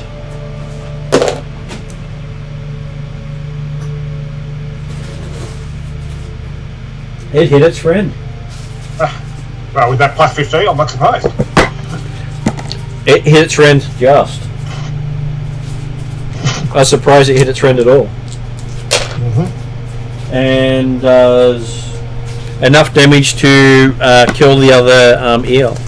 So it kill stealed from us. It did. Well, okay. Again, same thing happened with the ranger. Corda did more damage by having the ranger shoot at him than he did anything else. Then it is Duzar's go. I guess I try. So is Koda still on the ladder? No, off the ladder. There's a 5 foot space at the base of the ladder where people could stand. The real question is, Did you work out whether Parry or Dukla went second? I believe it would have been Duzar because Parry wasn't available at the time. All good. So Dukla's about partway down the ladder. He's probably 10 feet up at the moment. Does Duzar leap off the ladder into the water? Not into the warm water, but I do have combat climber and quick draw, so I'm not sure how that works. I mean, you can move your speed down the ladder. Yeah, you could get to the bottom of the ladder with one action. Yeah, we'll do that. Okay, you get to the bottom of the ladder fairly easily, and you're within melee range of this eel of unusual size. Eel of unusual size. It's a shrieking eel.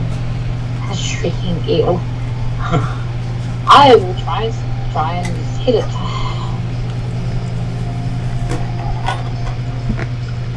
Where is my Probably use one action to draw your axe. And She got quick draw, I believe. I've got quick draw, marvelous. so I don't need to worry about that. So you got 2 actions left. So Yep. you can stack. I quick draw. I hit 26. That is a hit. Not a crit. Not a crit. So given that 30 was a crit, I would have to 30 upgraded was a crit. 30 was not a crit. Okay, 30 in itself is not a crit. I expect 32 would be a crit because 22 just did it. Yeah. This is 3d8, isn't it? Oh my. 3d8? Oh, that's right. You're Dukla, not Nixa. Yeah. Yeah. I was picturing you with the big battle axe. My second orc splitter is only 2d8 because it doesn't have the Magic rune. The other rune, yeah. Hey. Ooh, that's a good roll. 6 plus 6 plus 4 plus 4, which is 20. 20 total? Yep. Okay, you hit it with a resounding thump. Bits of eel go flying and it's still moving. I quick draw my second weapon. And I proceed to try and hack it.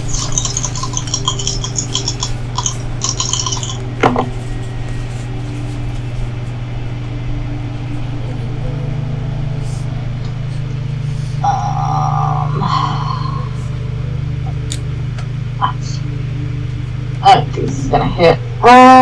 It's not gonna be critical miss, I don't think. What is it? It's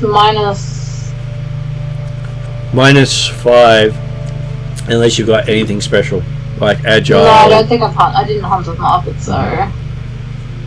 First hit is a 17. So if it came out as a 17, you missed, unfortunately.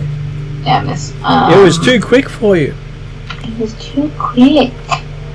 And the other one is like just slightly less than that, so it's probably just a miss as well. How did you get 2 attacks because you hadn't hunters marked it? Oh, sorry, that's right. The dual wielding thing needs hunter's mark as well. It does. Right, I forgot that. My bad. Ignore me. They both missed anyway, so. Yeah, they would have both missed anyway, so yeah. So then we're up to parry, as Duzar does a angry swing and a miss. After hitting quite successfully first time, thank you very much. Parry standing looking down on a ledge from a ladder. There's an eel in the water 20 feet below. You could always dive and wrestle it. I'm sure your charm can convince it that you're the best person around.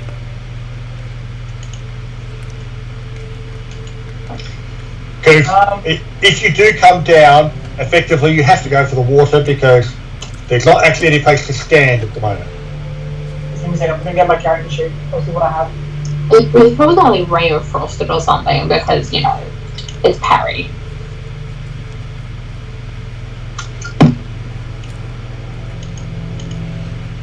Hey, I wouldn't have been surprised if he did the cannonball on top of it. Okay. I wouldn't, like I say, Cord, I was half expected to see a parry drop bear. Parry drop bear.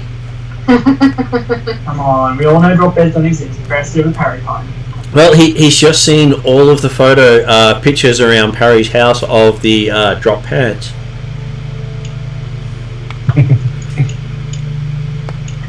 Time to get it down with the hotters.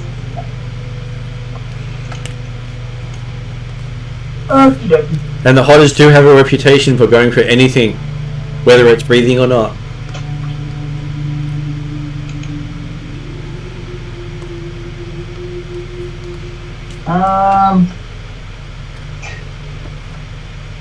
Without knowing that parry, like everyone's like imagining parry jumping down. Parry does have something, but it does involve him jumping down the kneel. Oh, shocking grass. Of course it does. Of course he does. You're gonna shock yourself because it's in water. Yeah, too. That's never stopped you in the past, from what I understand. Exactly, it's never stopped in the past. No. Last time he jumped down, it wasn't into water, so this will be the first time he would have jumped into water to shock himself.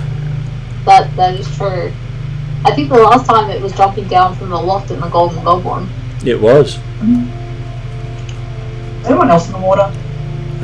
Just the eel. One eel.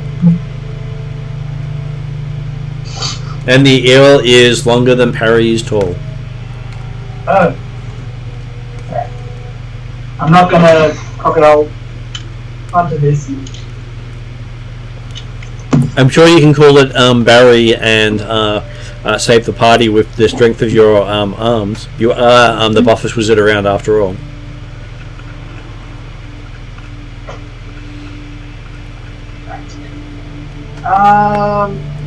You said 20 feet, yes? Yep. I might cast Electric Arc at it. Okay. So electric. I believe. Let's go that up. 30 feet, targets one or two creatures, it makes a reflex saving throw. It gets a 22. It succeeds. Yes. It succeeds, so it takes half damage.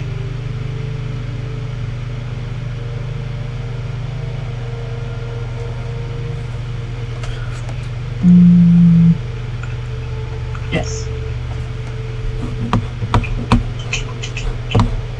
Then Titan, so I get 2d4.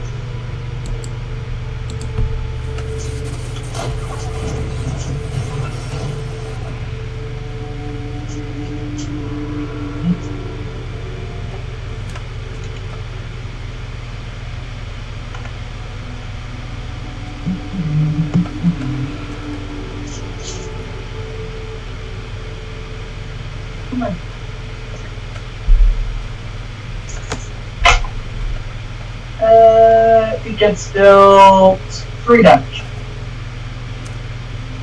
Plus my ability modifier, which is plus 4. Plus 2, 5. 5 damage. You hit it with your electric arc. You see a slight smolder as it is then Balath's turn.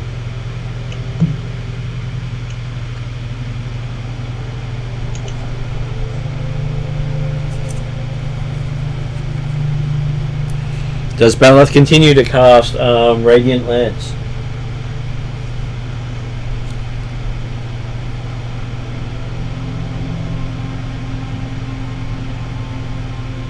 Is David there? He's not on mute. Oh, sorry about that. I was just spaced out for a second. Can you repeat what's going on? Is it just my turn? It is your turn. We killed one of the eels, there's another eel. You're still at the top of the thing. Parry's also at the top with you. Yeah. 24 to hit with the Divine Lance. That is a hit. Fantastic. Oh wow, max damage. Yay! 12 damage. The dice are looking after me tonight. And it's still going. Yep. That brings us to quarter. It's well, still... he's had 2 action spells. You technically got 1 more, but I don't know if you can do much else. No, it's all good.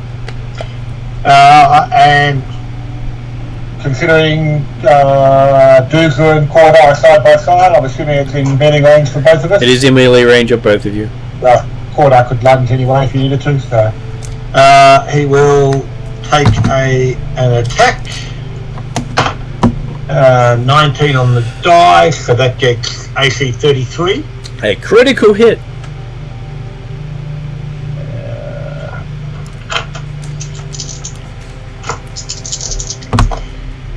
Oh, bloody hell. So, 2d8 plus 4 comes to 6.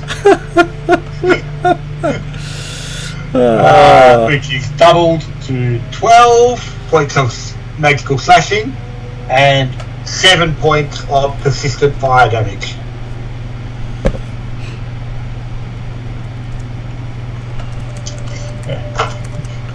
I guess that counted as 15 last time with the 2d8, but... Okay. And then... Is it still up? It's still up. I'll take a second attack at it then. And... AC...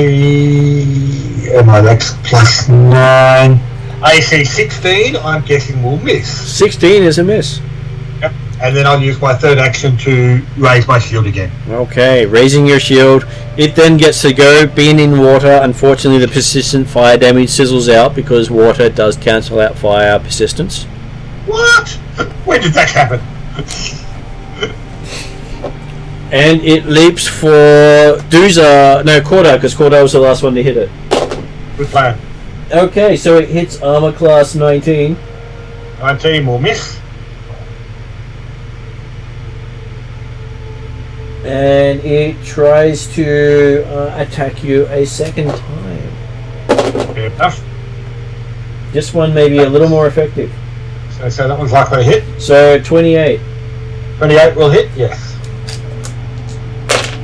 Dealing a whole massive 15 points of piercing damage.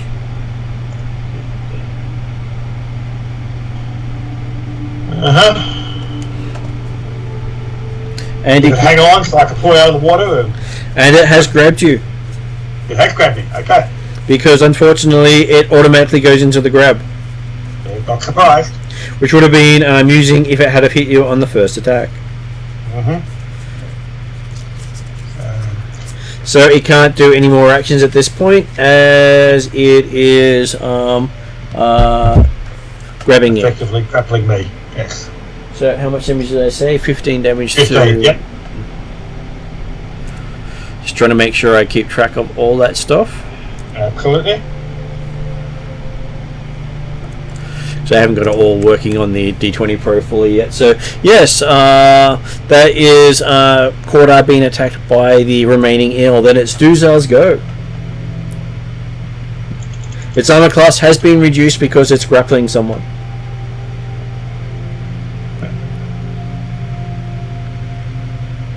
Are you off him?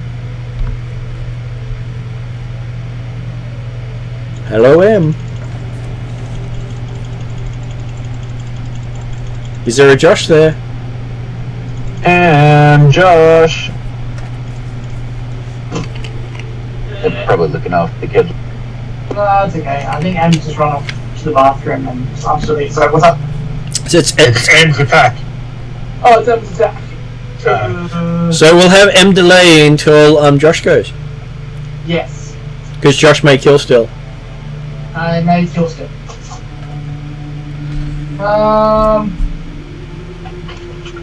Awesome. I am going to... Hopefully no one's in the water at the moment. Well, it's barely in the water now. It's currently latched on to Quarter. That's right. So it managed to bite and hold on to me, and so I'm keeping it out of. I'm keeping some of it out of the water. I'm guessing I'm not keeping all of it out of the water. Probably about 3 feet out of the water, with a big chunk of it still in the water. I will cast Ray of Frost on the rest of it that's in the water.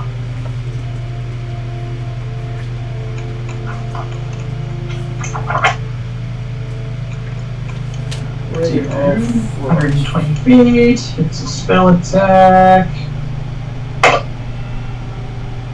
On a 27?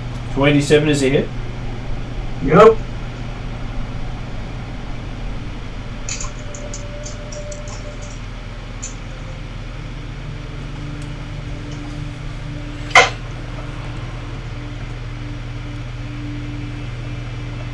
That is 10 damage. Okay, almost a kill still, but not quite. That's okay. Then we're up to Dooza's turn if she's made it back. Yeah, she just made it back. Just made it back. So what I missed? You see that there is a giant of unusual size latched onto Cordar's arm. Giant. Giant eel. Eel. The eel. Oh, The eel that you were attacking before. So Cordar's got it in a position where you can get to it more easily. Mm-hmm. I am going to Hunter's Market. And then I am then going to proceed to whack twice in one round.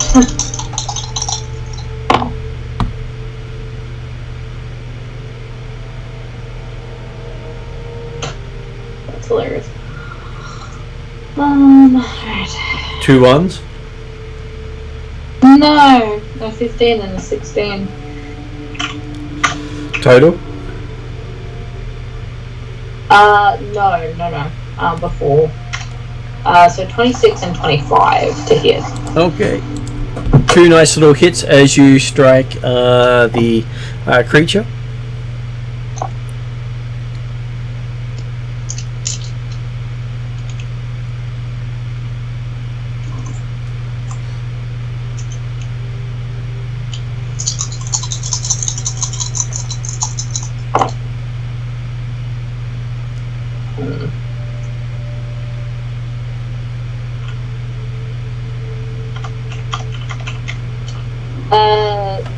A total of 18 damage. Total of 18. Okay, so with your choppity chop, you manage to kill the creature.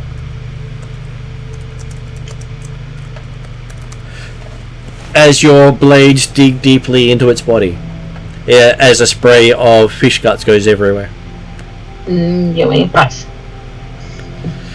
But it's still latched onto Cordar's arm. Or at least the head of it is. Well, she didn't cut it in half, it's still there. Yep, okay. Just most of its guts are now all over the floor. Yep, she cut it lengthways instead of crossways. Very much so.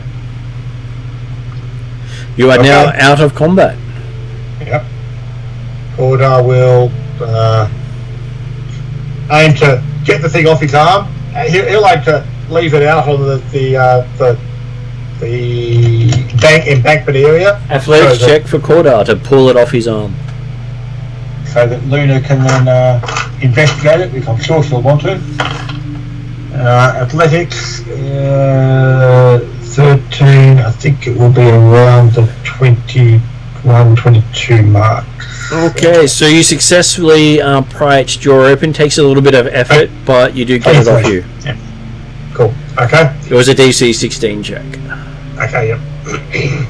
And okay, I will leave it momentarily where Luna can have a look at it when she finally gets down from the ladder. Well, she's still upstairs as the 4 of you have gone down without the rest. Yeah, well, okay. We're just doing a bit of an initial exploration at this stage, so that's okay. Cordar will then aim to move around the pathway water, so therefore there's space for the others to get down the ladders. And look ahead as to down the passageway that apparently things came from. Again, when he gets around towards the passageway starting, he'll have a look to see again if you can see any evidence of traffic in this area. Okay, looking down at the ground here, there is the you can see what appears to be shambling footprints.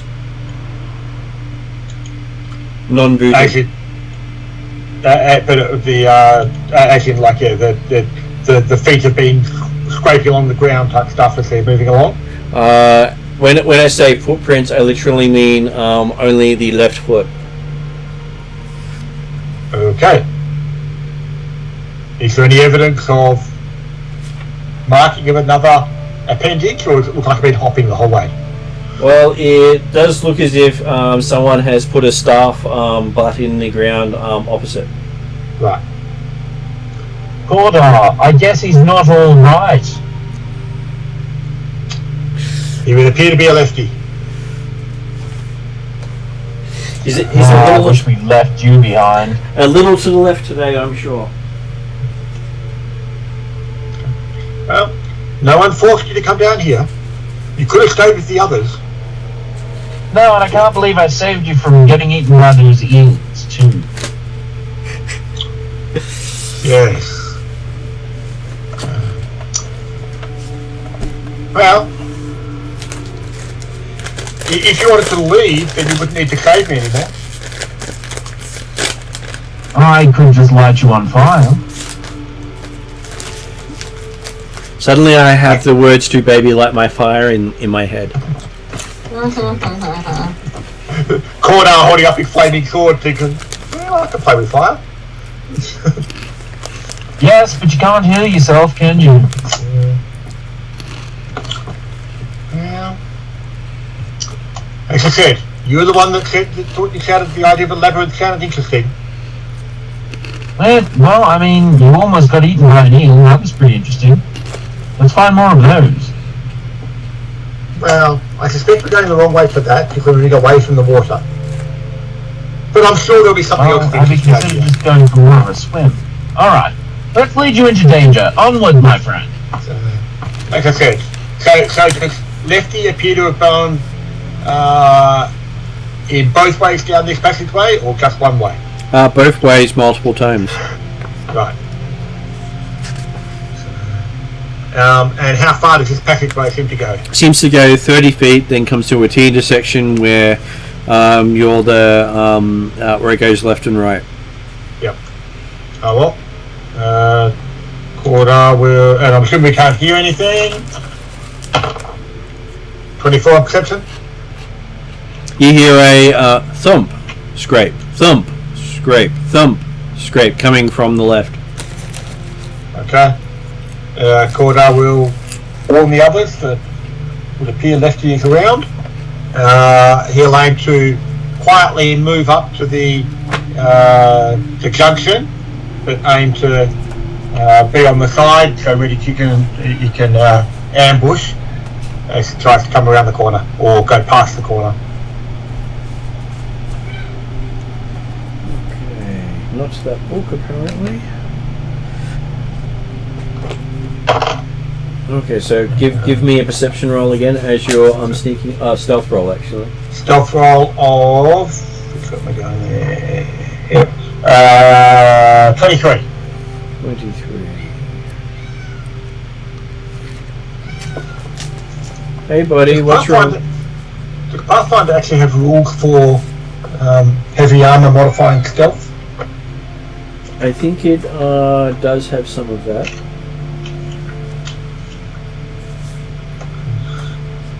Okay, so just trying to find the page I was looking for, which is always fun when you're trying to do it one-handed. And then forget which page you're looking for. I'm happy if you treat the 23 on stealth as whatever you want it to be, based on the fact that you're wearing half-plate armor. So, while I look to see if I can find anything that actually, because I'd expect there should be a modifier. I haven't noted one, so.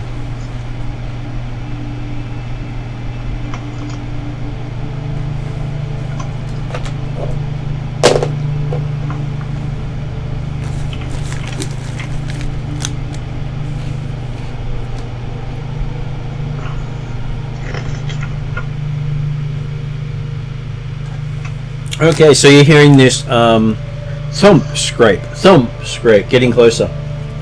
Okay. And Cordar's basically aiming to hold the shield up over his Wayfinder a bit to reduce the light source going forward in that sort of way. As he's listening for this guy to arrive, or this Lefty to arrive. Okay, after a couple of seconds, you see what appears to be a hung, bearded, skeletal creature with glowing red eyes. A stump for a foot. And looking very, very piratey. Don't know how much of that. Gross. Don't know how much you can see of that. Oh, that's cool. Let's see. I'll swap to the bigger screen. So it doesn't look like our friendly captain at the base of Magdamar, or the base of the. Not quite as friendly. Pro. So.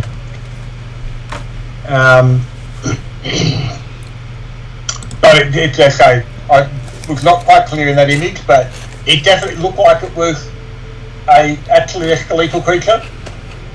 It looked like it was a lethal creature. Yeah, no, so skeletal as in like undead.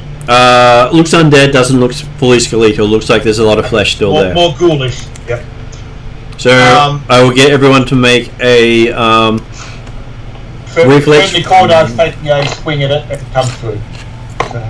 Everyone gets to make an initiative roll, but Cordar gets a surprise round. Ooh, that is a nice roll. Cordar's on 20 for initiative.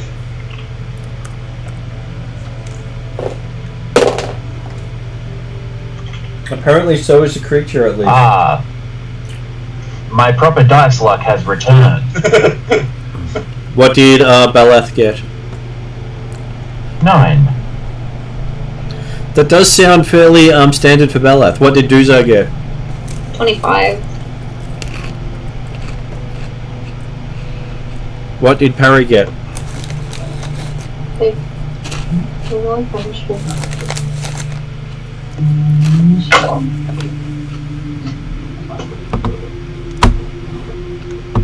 Parry got 16. Parry got 16.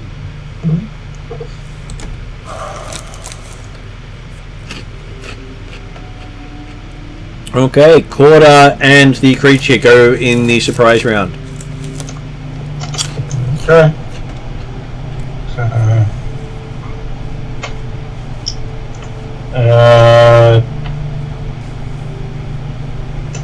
I will hold off my swing momentarily. Well, you get a generally a single attack in the surprise round. Yep, okay, but actually I'm letting it go first, because it's also actually in the surprise round. Okay. It swings at you with its claw, getting AC 23. 23 will miss. And you hear it scrape along your armor. Yep. And what's it attacking with? Its claw, with smoke pouring out of its claw as it swings it. Okay. Smoke? Yep. I will try and keep it burning then. 15, AC 29. AC 29, you critically hit. Oh, okay.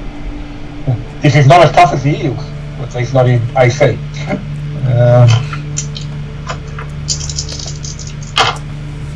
And I didn't roll a double one on my damage this time.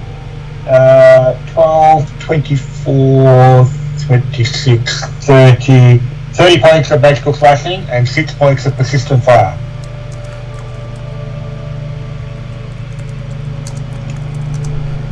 Okay, then the surprise round finishes and it takes 6 points of fire damage. I was actually hoping it had some weakness to fire. That would have just been funny. Okay, it tries to claw Cordar in front again. This time it strikes a AC 30. AC 30 will hit, but not critically. Okay. It does, with its claws, 10 damage, slashing damage. 10, so total of 25 now.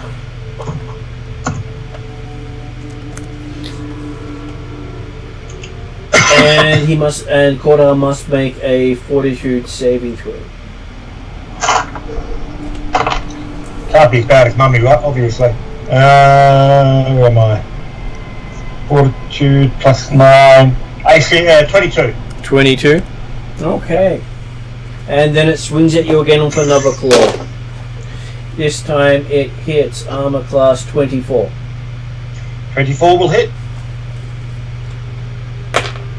Dealing 9 points of damage. And you get to make another fortitude saving throw. 19 on the die, so 28. Okay. And then it just screams at you in a language you don't understand. That's not unreasonable. There's a lot of language I don't understand. Unless, of course, someone understands Necrol. And if they do, we'd have to kill them. Quite possibly. Not really, because hey, there's a reason that Cordar speaks Goblin. Know your enemy. But yes, Cordar will... It is now Duzar's go.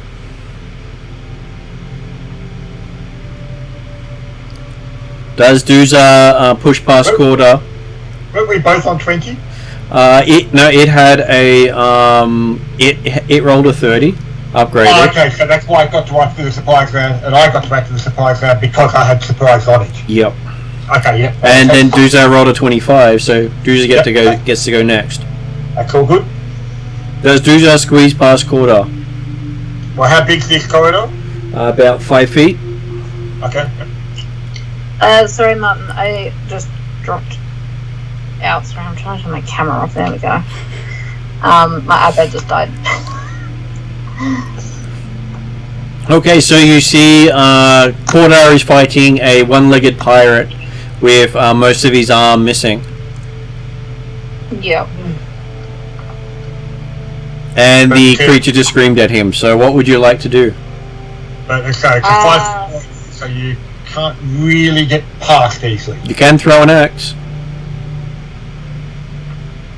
Could throw an axe. My throwing axe isn't that great though.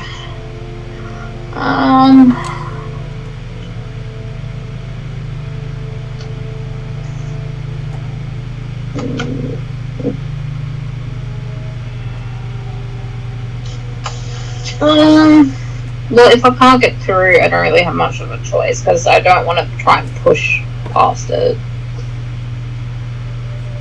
What did it? What is it? A language that anyone would have understood in this party? I don't think anyone in the party actually knows the language Necrol. And sorry, what was the language? Necrol. Necrol. Nope. No. That's the language of the Never dead. even heard of Necrol. It is the language of the Book of the Dead. Book of the Dead. Ew. Like the Book of Life is generally done in Celestial. Yeah. And the Book of Demons is done in Abyssal, and the Book of Devils in Infernal. Yeah. I will. How far away is it from me, Mark? I'm assuming you came in second, following Cordar, so 10 feet away. Okay, cool, perfect. I am going to get one of my 2 hand axes out. With quick draw and toss it. With quick draw and toss it. Yeah, I'm going to try and quick draw and toss it. I am first going to Hunter's Mark this thing. Okay. It is Hunter's Mark. It is Hunter's Mark. I then quick draw and not the best, but 9, 20 to hit. 20 to hit. You actually hit. Nice. It does not very much damage though, so.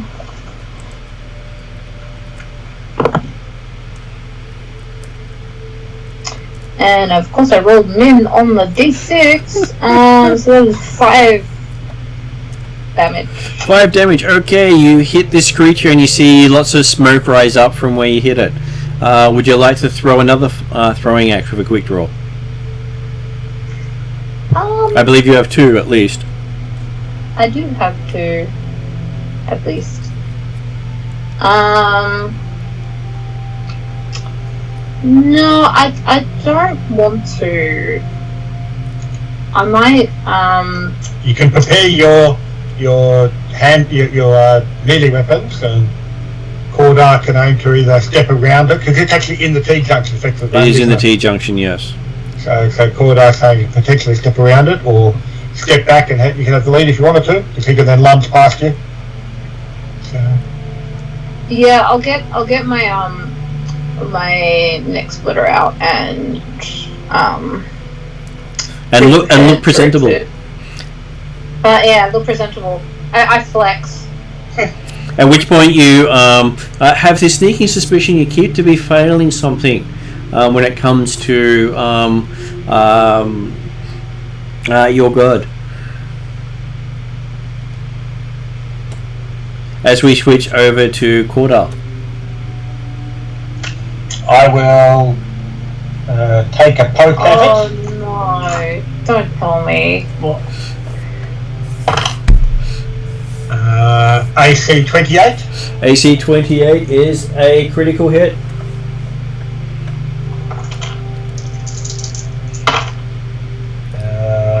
Eight, 12, 24 damage, and I don't know that 5 persistent. It doesn't change from the. If it was larger than the other one, it would take its place. Yep. So I guess that probably counts as just an extra 5 fire damage at that moment in time. Okay, it explodes in a smoke and ash, with little bits of bone flying around the room, and what appears to be a pirate's eye patch. Well, and now we know where the raven got the eye from. Balath, who was about to cast Disrupt Undead, just stops and pulls out a pipe. and Duza hears the condemnation from Gorham in the back of his head about, once again you failed me. Yeah, not taking the opportunity to do my full rounds of attacking actions. Well, probably also the fact that you're not walking in the front and taking on all the combat straight away. Also, not once have you ever initiated a combat in his name or called out his name during combat. I'm pretty sure I called out his name in combat. Yeah, but he wasn't listening at that time. Well, yeah, I literally just flexed for Gorm. You just forgot. Forgot. It's not Gorm you're trying to impress. It's Gorham. Gorham. Wrong game. He's flexing for the god from another universe. No wonder Gorham is annoyed with you. And let's face it, Gorm's the god of the dead Senarios, so he doesn't do much either. Okay, so yes, you have defeated another creature down here. It appears to have been a pirate white. Nice. And actually, when you said it exploded in various directions, I'm assuming that means didn't leave much behind to actually have any equipment or anything like that. Looking at the remains of the body, you do find stuff there. Does my axe survive getting a thing like it being blown up? It does. It does? Cool. Though it did sound like something broke in the background there. Yeah, and then my dog just knocked my my footstool down. Okay. She's currently under my desk for some reason. she's like, pat me, and she's like wormed her way under my desk. Come on, out. Thank you. Okay, so you see that it was dripping with moldy water. The creature was, and it was body parts are still wet from wherever it came from. So you can still find lots of bone. You can find what appears to be a noose, and lots of pieces of beard, very white beard. Right. And a red scarf tied into what appears to be a headband. Right. And when you say white beard, I'm assuming you mean a white beard. A very white beard. And is there a indication of the size of the foot? Potentially the type of foot that might have been described by Saul? It's about 9 feet long. A 9-inch long foot. Let's go with 8 inch to make sure it's definitely not the size of the foot that Saul is talking about. Okay, yeah. So he said it was, and it's certainly not as slender as he implied. It does not look slender. But you can follow the footprints back to where it came from recently if you wish to. Well, okay, so did he come from the left or right? Came from the left. Yeah. Looking down both passageways, do both passageways go off into the darkness? Both go into the darkness, yes. So, well, I would suggest we try left then first of all. Okay, so is Doomsday trying to claim front position at the moment? I probably will, given that I've just been chastised by my god for not doing my due diligence in his name. If you really want to go forward, but I'm happy to lead, despite the fact that Cordar's fairly injured at the moment. I will take over, my friend. You. Did you say Cordar was fairly injured? Yeah. Oh, I didn't hear. I mean, I'm happy about it, but I guess I should probably fix you, I guess. Well, okay, Cordar is not asking. But well, that's rude. He is more than half. He is more than half dead. But he is also half elf, so he's half elf and half dead. I'm sure that works well. Well, if you are half dead, that means you're basically undead. So disrupt undead.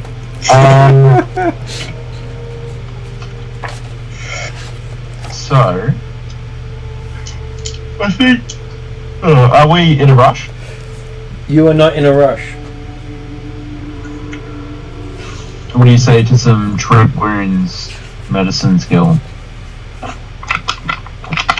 Though that will take 10 minutes, and you are in a combat. That's why I asked if we were in a rush.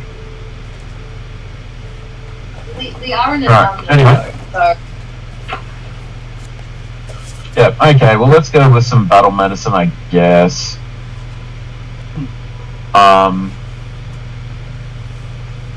Oh shit, hang on, sorry. I am just looking for one particular.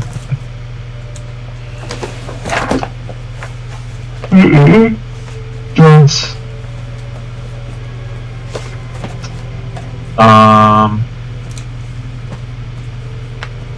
So Jeremy, Belaf very gently stabs you for 2 damage. And then commences some battle medicine.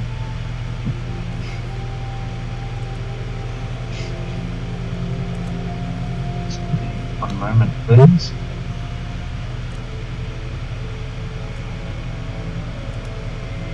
That's it.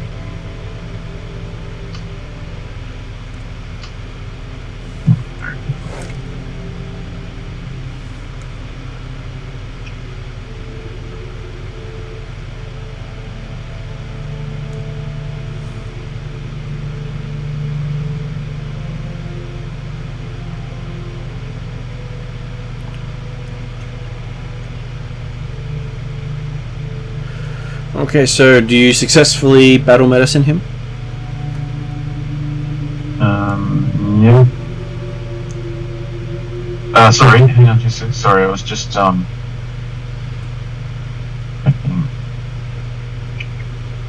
Shit, that's too many dice. Why did you do that? Can you go right ahead and say almost certainly yes?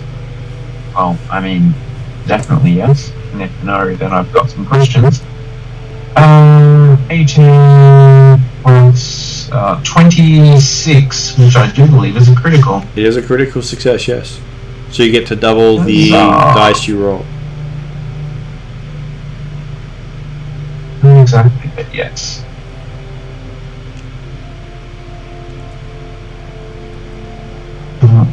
Jeremy, you get 27 health back.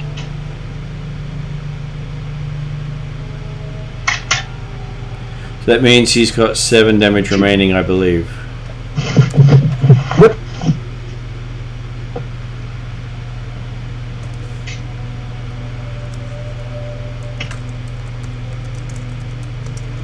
I think Jeremy's dead. He's on mute at the moment. Which means I forgot I put myself on mute, but I don't know if we were doing it actually. Yeah, I've got myself as 9 because apparently he did 2 damage to stab me initially. Oh yeah, sorry, I forgot that. So doing a yes, blood test or something. making sure the blood is tasty before he does it. I'm sure there's no connotations there whatsoever. No, that's right. So, well, if Duzra is going first down the left-hand side, Corda will actually go last. So that if something comes down from the right-hand side, we've got someone at the back. Okay, so Duza enters into a small cave that has a pool with what appears to be drag marks leading into the water. Sitting next to the pool is a skeleton of what appears to be a pirate with a captain's hat on and a rusty sword, pinning it to the wall through its chest.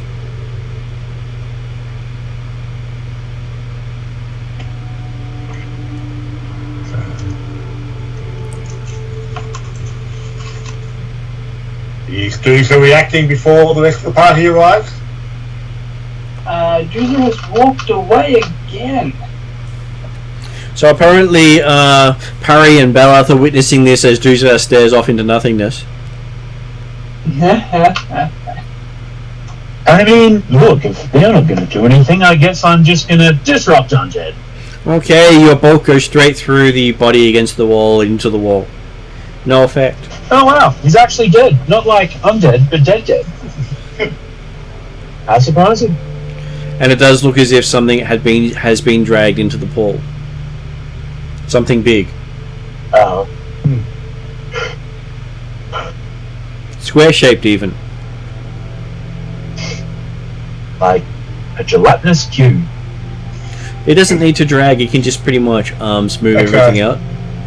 It wouldn't leave drag marks because it keeps everything nice and smooth behind it. So, so how big is this? How big is this space or this room or this pool? Okay, the room itself is... So you've got about a 10-foot space between you and the pool, and the pool itself is about 20 feet wide. There doesn't seem to be any tide marks showing it rising and falling. Any movement of eels? Doesn't appear to have any eels or markings of eels around anywhere that you can see. Okay. So Jeremy, you might say that you're not feeling very ill. I'm feeling much better indeed, yes. Yes. And yet there's evidence of something either dragged into or out of the pool. You think into the pool the way the drag marks go. Right. And this thing would be rather large and oblong, like rectangular type shape. It does seem to have straight edges, which you can see as it didn't seem to be dragged in a straight line. It sort of got dragged, so a bit left, a bit to the right, a bit to the left, a bit to the right, as it was dragged into the water. As it, yes, trying to move a big heavy box, but you've got to move it angle like a side at a time type stuff. So. Yeah. So, what's the pool look like? It's got a greeny, sick, mossy sort of cover over the water. So, I'm sure it looks perfectly drinkable. Indeed, obviously. Corda will bend down towards the water and, using a dagger or something, just push away some of the scum on top of the water. Yep. And just have a look at, okay, if it looks a bit clearer underneath, and or if there's nothing obvious comes to that sort of stuff, you'll aim to get a longer pole or something and move the scum deeper into the water, and then get a test of how deep the water might actually be. Okay, so with a little bit of experimentation, you think the water's at least 5 feet deep. Hard to tell because there seems to be things in there you can't, bumps, unevenness. It's not a smooth depression. Okay. But like, yeah, basically using the handle of the Ransura, you can't actually touch the bottom in all locations. You can get it in some spots though. Well, he's got to keep lifting it up and moving it because it keeps getting caught on things. Okay. You can't really see too well because there's not a lot of light going into the water. Yeah. And how big was the lake, did you say? About 20 feet so 10 feet in circumference. Okay. About 20 feet in diameter. Yeah. Well, Cordar will look to the others and suggest that I'm guessing that the pirate decided to hide his treasure chest in the water. Was I trying to pull it out, or I was trying to pull it out? No, you came into the room, and because you were out of the physically away from the Skype call at the time, your character stared off into nothingness for a while. Mm-hmm. Or maybe he was carefully examining everything around it, and he's come to the same conclusion that Cordar just did.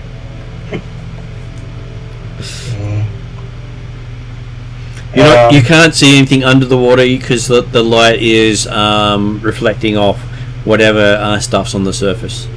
Cordar will allow his wayfinder to dip into the water to see if we can get below that sort of image, the reflection. Okay, looking under the water, you see this appears to be a chest there, which you can see bash marks from your answer where you're trying to find the bottom, and you got caught on a couple of times.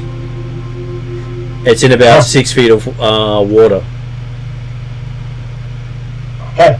But is it still solid? Like, looks like we'll be able to grab it and pull it out? You can see your answer must have damaged it because there's gold glinting out of the seams where it's broken. Okay, so obviously yes, the spot where I thought there was a slight bit of resistance was chest potentially breaking under that had probably been very softened by living in water. Well, it looks like there's a sizable sum under there. Do you wish to take the time to collect it now or come back for it? I think we should probably just come back for it, to be honest. Like, is there any other pathways off this room at all? No, this room seems to be a dead end. Especially with the guy pinned to the wall. Mm-hmm. In which case, he's putting the dead in dead end. In which case, okay, Cordar's happy to not go swimming in scummy water when he's still going to be trying to do other things right now. So, he's happy to think, well, it's stayed here obviously for quite some time. It's probably not going to move in the immediate future. So, if the others are happy, he would be keen to go back towards the junction and head down the right-hand pathway. Okay, so as you start heading down that way, you start to feel smell a rather rank, horrible sort of smell. Did Duka want to get in front again, or is happy for Cordar to lead in this direction? No, just all go in front. I'm assuming we're still only like 5-foot tunnels? They are mostly 5-foot tunnels. You have occasional bits that go out to 10 feet, but because it's not smooth. Okay, so this is not work tunnels? They are not work tunnels. They appear to be ones naturally formed or dug out by creatures who don't seem to have any sort of sanity. Oh, okay. So when Saul was talking about a labyrinth under here, what he really meant is when they dug the cellar and the fighting pit, they happened to dig down into a system of caverns underneath. Probably, but he's not really that smart, so. Yep. Okay. So again, well, hey guys, I do apologise. I'm going to head off. All good. I'm just thinking, as you're about to head into a combat, this might be a good point to stop for the night. And next session we can pick up with you dealing with creatures that have a very unusually horrible smell to them. Yum. So creatures that really stink, huh? Yep. And the fact you said multiple creatures, I'm hoping we're not talking shambling mounds. Because if they come in multiples, we're in trouble. Could be worse. It could be the dung monster from one of the other games we played in. True, yes. The Butterfact dung monster would be another disconcerting one, especially again if you said if it was plural. All good. So we'll call it a night there, guys. Thank you very much for playing, and we shall hopefully find out next session what horrors you're dealing with under the Gold Goblin. Sounds fun. Well, so far it's been gold. Yeah. Well, so far it's been giant eels and a cranky old Captain Ghoul skeleton dude. And gold. And gold. Okay, then. Thanks very much, everyone. Martin, I will catch you on Tuesday. And Josh, I will see you on Wednesday coming soon. Not next week, the week after. Okay, yeah, because I was just trying to think. Are you guys not in any of the D&Ds that I'm in? You're on the Friday D&D, are you? Yeah. We're in the Friday D&D, yeah. Yeah, that's right. So, well, I will see you guys next Wednesday then. Wednesday week. Wednesday week. Yep. See you then. Have a good night. Catch you later. Thanks very much, Martin. Bye for now. Gotta go to end credits.